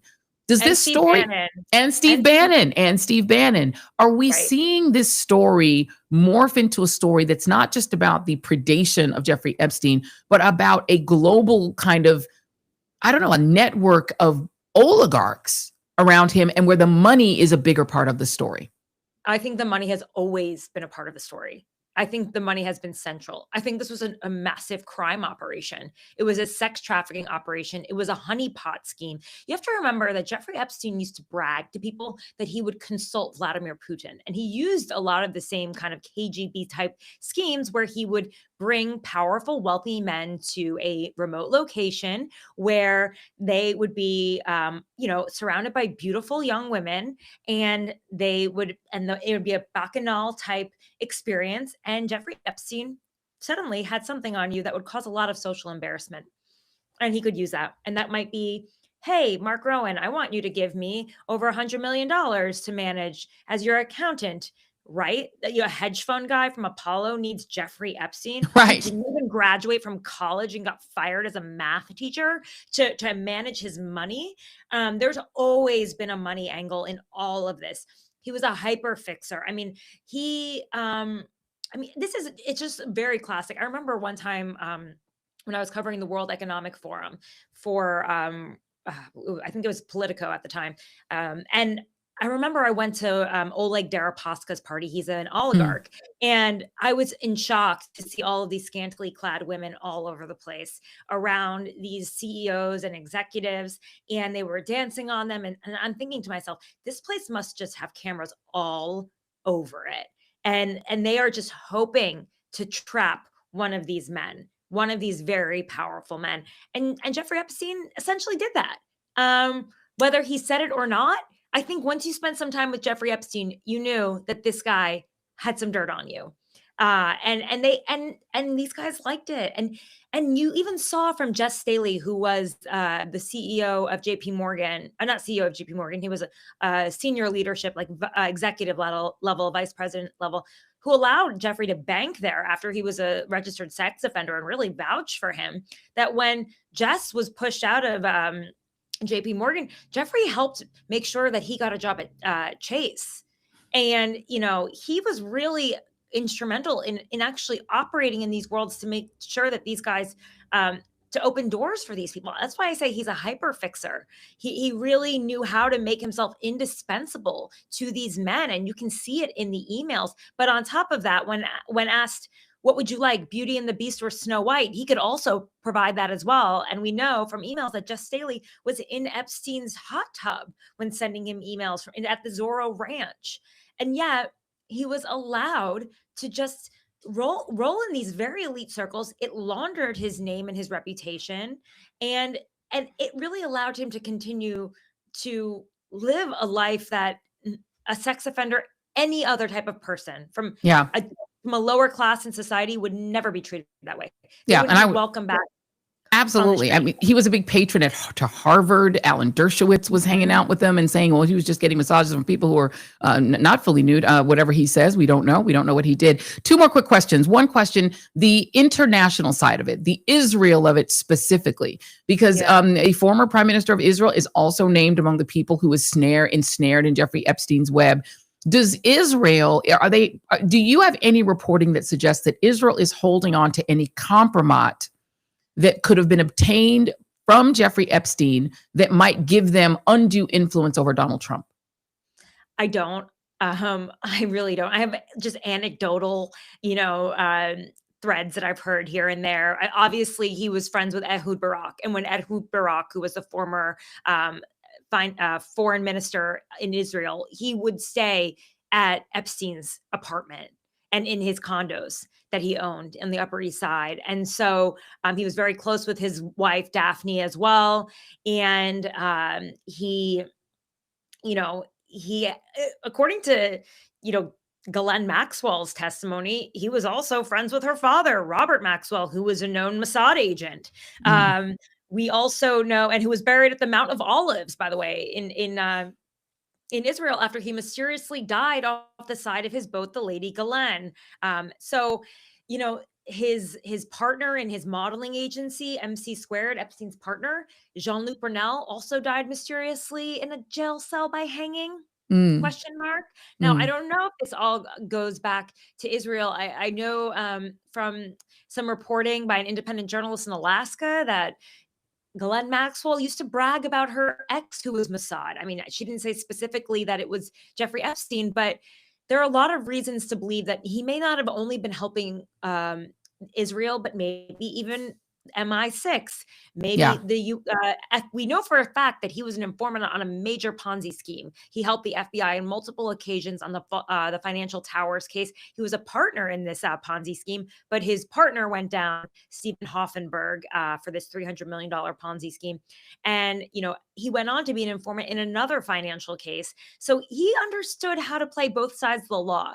I see him as almost a Whitey Bulger figure. And I question if that's why he got these sweetheart deals, because he was helpful to U.S. intelligence. I'm not saying he was a spy.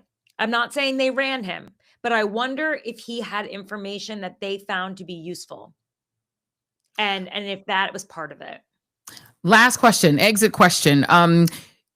If in fact, I mean, at some point, the Speaker of the House has to reopen the House of Representatives. He can't keep it closed forever.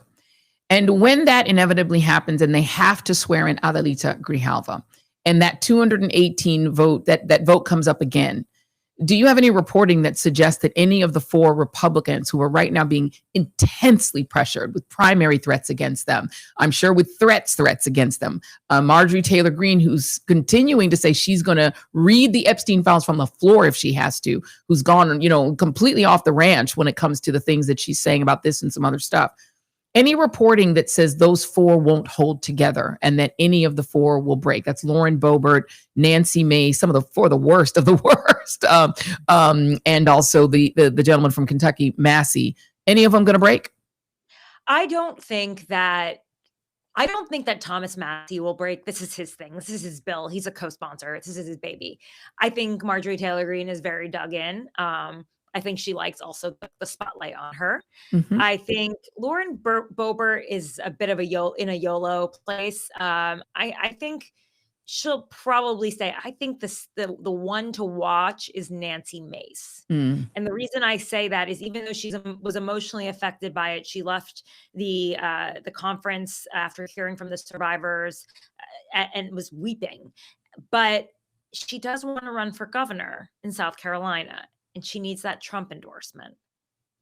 Is that going to be the thing that stops the Epstein files from being released? And she's a survivor herself of sexual assault, which is pretty wild to think that she would play ball with this administration that is this regime was trying to keep the Epstein files secret. Tara Palmieri, it's a Tara Palmieri show. You guys are going to want to definitely get involved in that. You're going to want to pick that up. You're going to want to watch it. You're going to want to subscribe to it. Also, The Red Letter, which is a hard-hitting newsletter about power, politics, and the people who shape both. Subscribe to all of Tara's things because she's brilliant. Thank you so much. We appreciate you, Tara. Thank you so much for being here. You.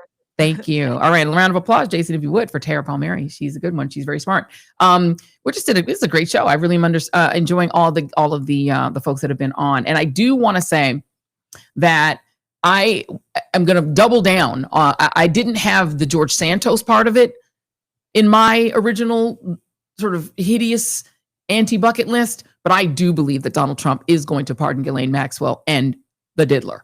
I think that is happening. Folks in the chat saying that Nancy Mace is sus. Yeah, she is. All 4 of them are. But I think if you look at the way they're positioning themselves, Mace is the one who's also the most mercenary. She'll do whatever it takes to keep on Trump's good side. She'll do anything. She's the one who said on January 6th that she wanted to go out into the crowd and have somebody punch her in the face so that she could get publicity. That's Nancy Mace. I wouldn't really put a lot of trust in her. Weirdly enough, I think the 2 that are going to be the firmest, I agree with Tara Palmieri, and even just based on the things you hear sort of, ruminating around, are probably going to be Marjorie Taylor Greene and Thomas Massey will be the last ones to fold if anybody folds. Please make sure you subscribe, like, and share. We're always kind of remind you of that. Let me very quickly, before we end the show, remind you guys of all of the things that are happening. There was an incredibly horrific piece of video that is coming out. This is F1 for Jason, of Chicago. We're seeing this violence by the so-called ICE just escalating really out of control. Here is the latest incidents of violence out of Chicago.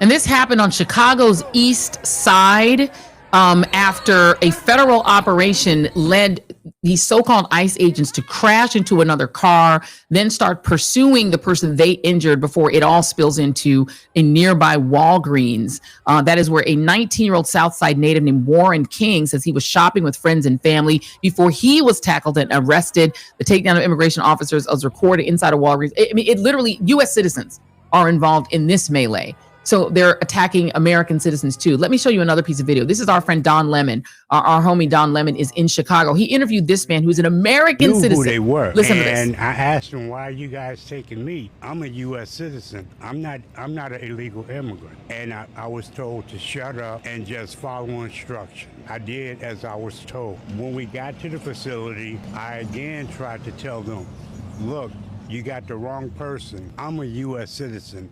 I'm not an illegal immigrant. Again, I was told, shut up. I tried to tell them, I've got everything in my backpack. My birth certificate, I got my ID. Why'd you have it in your backpack? I had some business to take care of with the Illinois Department of Public Aid. I went there earlier in the day. So at no point did they allow you to show your birth certificate or any identification? They didn't want to see nothing. Well, I've heard people say they're not just rounding people up, they're getting identification. They're not being rough with people. What do you say? They're lying. They're not checking IDs. The building behind me was the target, was the building that they were targeting. This building right here, the orange brick building? Yeah. I couldn't understand why they were at my building, because my building is not there. I'm a block over in the middle of the block. I didn't see any reason for them to be bothering us. They were just scooping people up randomly? Yeah. People that were just hanging out here were all rounded up as well. It didn't matter Latino. Didn't matter what color you are. They were scooping people up. But it was black and Latino. What time was this? This was close to 10:30 perhaps. At night? At night. So you were out here in the darkness doing with all this happening? Yes. We were in the back of a moving truck. Were there seats in there? No. It's like the trucks that you use to load your furniture in.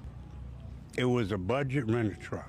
So you had to stand up to get there? Well, some people were able to sit down, but most of us stood up because there were, it was too many people for everybody to try and sit down. What were you holding on to? Each other. Were you rumbling around in the back of the truck? Anybody falling over? We managed to maintain, because with the amount of people that we had in the truck, if somebody was about to fall, you've got enough people to break that fall. How many people? I'd say we had about 40 or more people in that truck.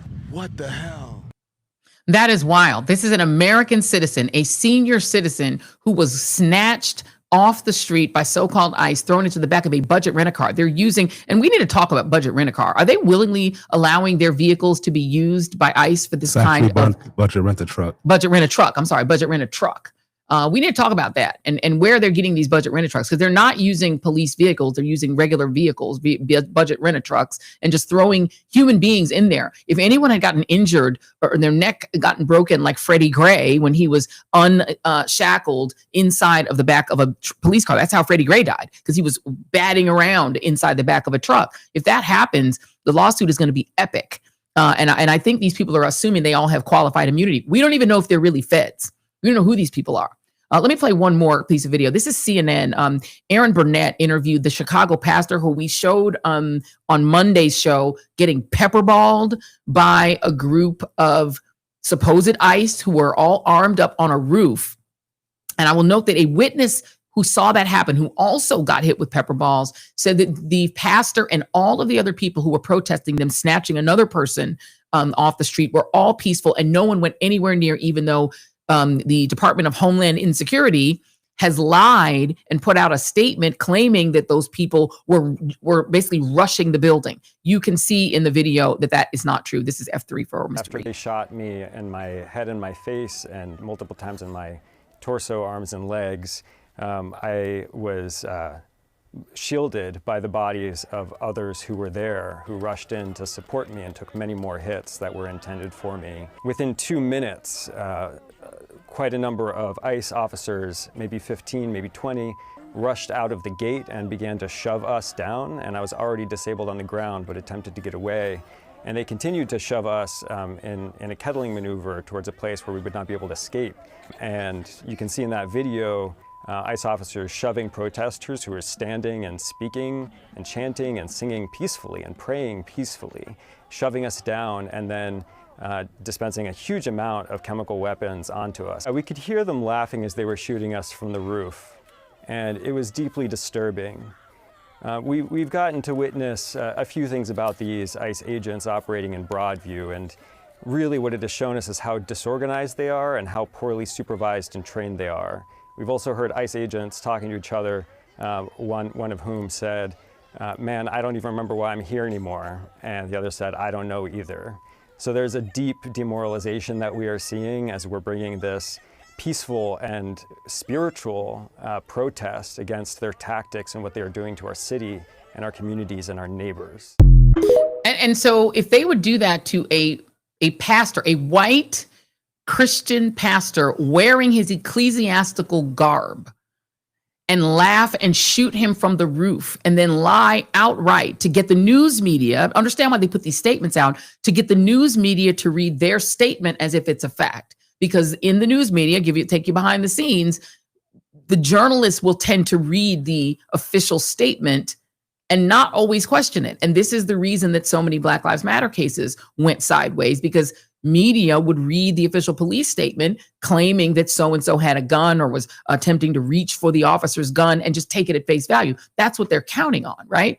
They're also counting on those images, which they are filming. Let's just be clear. Jacob Soboroff has done a lot of good reporting on this at Ms. Now. They are sending their own photographers to video these things so that they can put out cops style videos and promo videos. We played one for you on this show. Why are they doing all of this? Because they're trying to create scenes they can cut together that look like insurrection. They want scenes that look something like what they did, their people did on January 6th, so that they can say there are insurrections happening in blue cities in red states. I will note that the governor of Tennessee, we're going to get into this on Friday, the governor of Tennessee has bragged that the occupation of Memphis by federal agents and military is going to be permanent. He says he thinks it'll never end. He thinks it'll be permanent because what they want are a few things. Control of blue cities. This is a way to seize control of blue cities by effectively placing the blue cities even in red states under martial law. When you control the blue city, you control the economic output of your state. Every single state, whether it's red or blue, has a big city in it, a big capital or a big city that generally is the economic mover of that state. So if you're in Tennessee, it's Nashville. And that is what delivers the real money, right? The state of Tennessee has a sort of modest economy, but Nashville is what brings home the bacon. But Nashville is also where the Black people live. Because again, we said it earlier when we talked about voting rights. Black folks tend to live in concentrated urban settings because historically being out in the country, not so safe. So people tend to move to the big cities where they're in their strength in numbers, or they've been moved into the big cities because of segregation. And so that combination has made cities very Black, even in red states. And so the sort of irony of that is that most of the economy in Mississippi is in Jackson, where most of the Black people live. And so if the Republicans who control Mississippi want to control the economy, they need to control Jackson. But Jackson will generally have a Black mayor. If you live in the state of Louisiana, you've got a sort of shit economy, and New Orleans is what brings in most of the bacon. But New Orleans is where the Black people are. So if you want to control the economy of Louisiana, you need to control New Orleans. But New Orleans tends to have a Black mayor. We can go through this the same way. Memphis, its mayor tends to be Black. It's a very Black city. It's got more, it doesn't really have much of an economy in Memphis, but Nashville, very Black, the Blackest city in Tennessee. But you want to control the economy of that state, you need to wrestle control of Nashville. I could do this in every state. You go to Texas, where you've got a very big rural state. Yes, their rural economy is part of it, but Dallas, Houston, that's where the Black people are. If you want to control utterly the economy of Texas, you need to wrestle control of the Black cities. The cities where the Blacks are. We need to control our own economy and not shop in these places. But you see where we're going with this, Jason. You look at the state of Illinois. Illinois's got sundown towns in it still to this day. But Illinois, Chicago is where the money is. Chicago is the money mover. Chicago has a Black mayor and a very Black population. If you wanted to wrestle control of Illinois out of the hands of the Illinois capital, you could just occupy Chicago. They're creating these mini martial laws. They would love to control Los Angeles, which is the economic capital of California. You talk about New York City, which again, The New York metro area has a larger GDP than Canada. But New York City is also where the blacks are. So what Republicans are doing is they're doing a sort of version of the Civil War, where Southern governments are sending their troops into blue cities in the blue part of in the blue North, occupying those cities, using extreme violence to try to render as many brown people out of the country as possible. But they're also grabbing black citizens and brown citizens, trying to get rid of as many of them as possible, force people out of fear to self-deport, make those cities whiter. And then they're going to get the Supreme Court to get rid of the Voting Rights Act so that they can then draw districts, which means no matter where black people live in a southern state, it won't matter anymore because they won't even have to give them one congressman. They can have no congresspeople. You're going to give conservatives total control of the country by force and by diktat from the Supreme Court. This is a full court press plan, fam. They want, and it isn't party, it's the conservatives. It's the people from the group chat. Just grown up. The group chat people are who are the Project 2025 people. The Project 2025 people are who would have been the Confederacy during the Civil War. It's the same people. They've traveled from party to party, but it is conservatives. What they're trying to conserve is the power of a small group of white male oligarchs who don't want that power challenged by black people, brown people, Asian people, or liberal white people. That's the game. Let's play one more piece of video. Jason, thank you for putting that group chat back up. There's a woman named Sandy Bacon, who is an independent journalist. And out of New York, she got what might be the most epic pushback against an immigration raid that I've ever seen. And you know, Jason, this lady's Jamaican. When you play it, you're going to hear her, and you're going to know this is a Jamaican. This was almost our moment of joy because it was so good. It's cuss-filled, so saints, be prepared. She cuss a lot, so we apologize in advance for the cussing.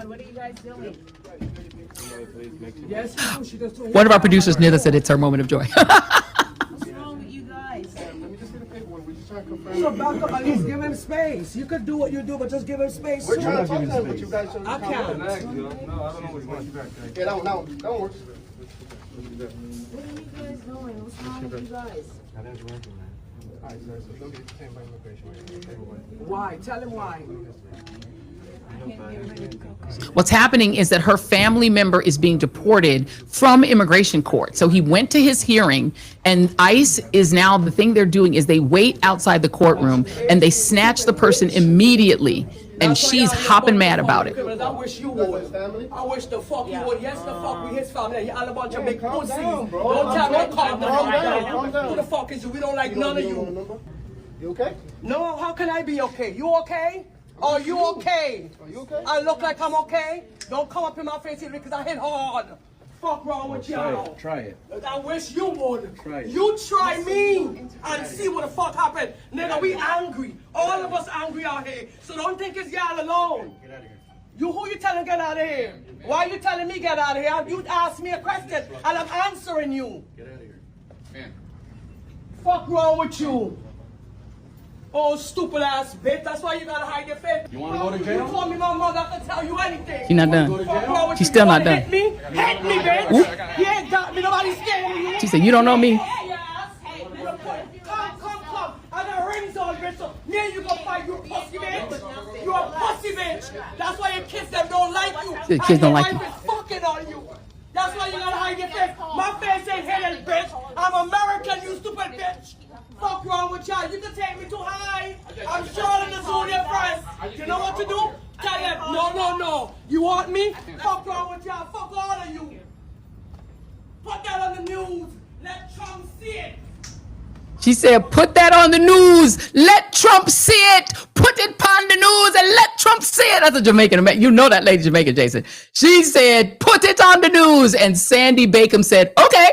She put it on the news. Thank you, Sandy Bacon, for allowing us to play that video on tonight. And listen, she said, I hit hard. She said, look, and this is the courage that it takes to stand up to these people. Let me play one more. We're about to we don't want to go over time. Let me show you how cowardly these people are. That's a woman. There's all those masked men in that room, dragged her family member away after he went like he's supposed to his immigration hearing. They're like, do it the right way. He tried. They won't let him. If you go to your immigration court, they deport you anyway. Now let me show you what happened to a comedian. This is wow. This one is actually crazy. This guy's a comedian who you guys might have seen online. Look at him. Rock and roll in spite of ice. His name is Robbie Roadstreamer. He does this. He usually doesn't wear an outfit. He's a giraffe today. He makes fun of Republicans and he makes up songs. Yeah, why'd you come out with your super soaker? Huh? Oh, here they come. They're not ready for primetime players. Woo! Demolition. Whoa. What are you doing? He's talking? What? He's just talking. Boo. He was detained and charged with trespassing.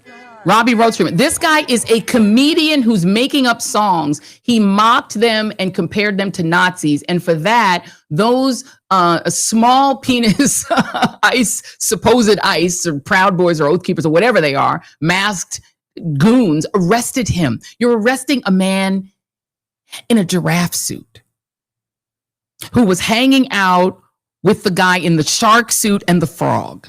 So now you all feel threatened by a man in a giraffe suit. I'm not sure you have the moral high ground. If you feel like you need to arrest a man in a giraffe suit because he's mocking you, first of all, you deserve to be mocked. And as the other woman said, that's why your wife messing around on you and your kids can't stand you because they see you. They know what you look like without your mask. All right, I think we need a moment of joy. Let's give our moment of joy to Zohran Mamdani, who gave a really great speech in New York. This was the Tish James was actually at this rally too, but I really loved his speech. So I'm going to make Zohran Mamdani our moment of joy. Here it is. I think of the pastor I sat with just a few weeks ago in East Flatbush. He told me how in September, a young woman from his congregation approached him after church. She told him she was facing a deportation order. He knew her well, and he knew the work she did with young people with disabilities in this city. She told him she couldn't afford an attorney and had no one else. She asked if he would go with her to 26 Federal Plaza. He said yes. Sitting in the courtroom, the judge told her to be ready to leave in the clothes she was wearing. He asked her if she had said goodbye to her family. She began to cry. And then, in what felt like a miracle, the judge changed his mind. He decided he would put her TPS order before the deportation order. For a minute, it seemed as if the danger had passed. But the pastor knew that ICE stood outside. They did not care about a court order because they do not care about the rule of law.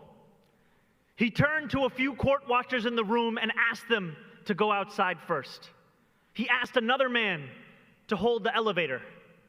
He picked up the young woman under her arms, opened the doors, rushed her past ICE agents, into the elevator and down into a waiting car before speeding off back to Brooklyn.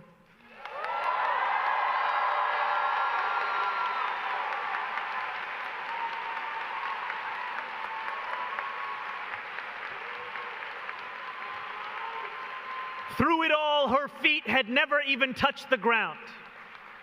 He told me that it felt like the Underground Railroad. And still he knew she was anything but safe. We are living in the times that we read about. I know that for many of us, when we look back at moments in history that rhyme with today, where tyranny loomed and the state imposed violence with sinister glee, we ask ourselves what we would have done. We need not wonder. That time is now. And I am proud to look out onto this crowd at New Yorkers who, amidst this despair, have continued to believe in a world better than this. And that in a country in which the New York Times is reporting the Trump regime is considering radically overhauling the U.S. refugee system to favor white people, white South Africans and white Europeans who oppose migration, and to essentially keep all non-white people out of the United States as our new immigration program. That young immigrant who is the lead candidate in the city of New York, the most important, maybe financial capital of this country, the fact that he's leading in the polls and gave that amazing speech in this moment, that counts as a moment of joy.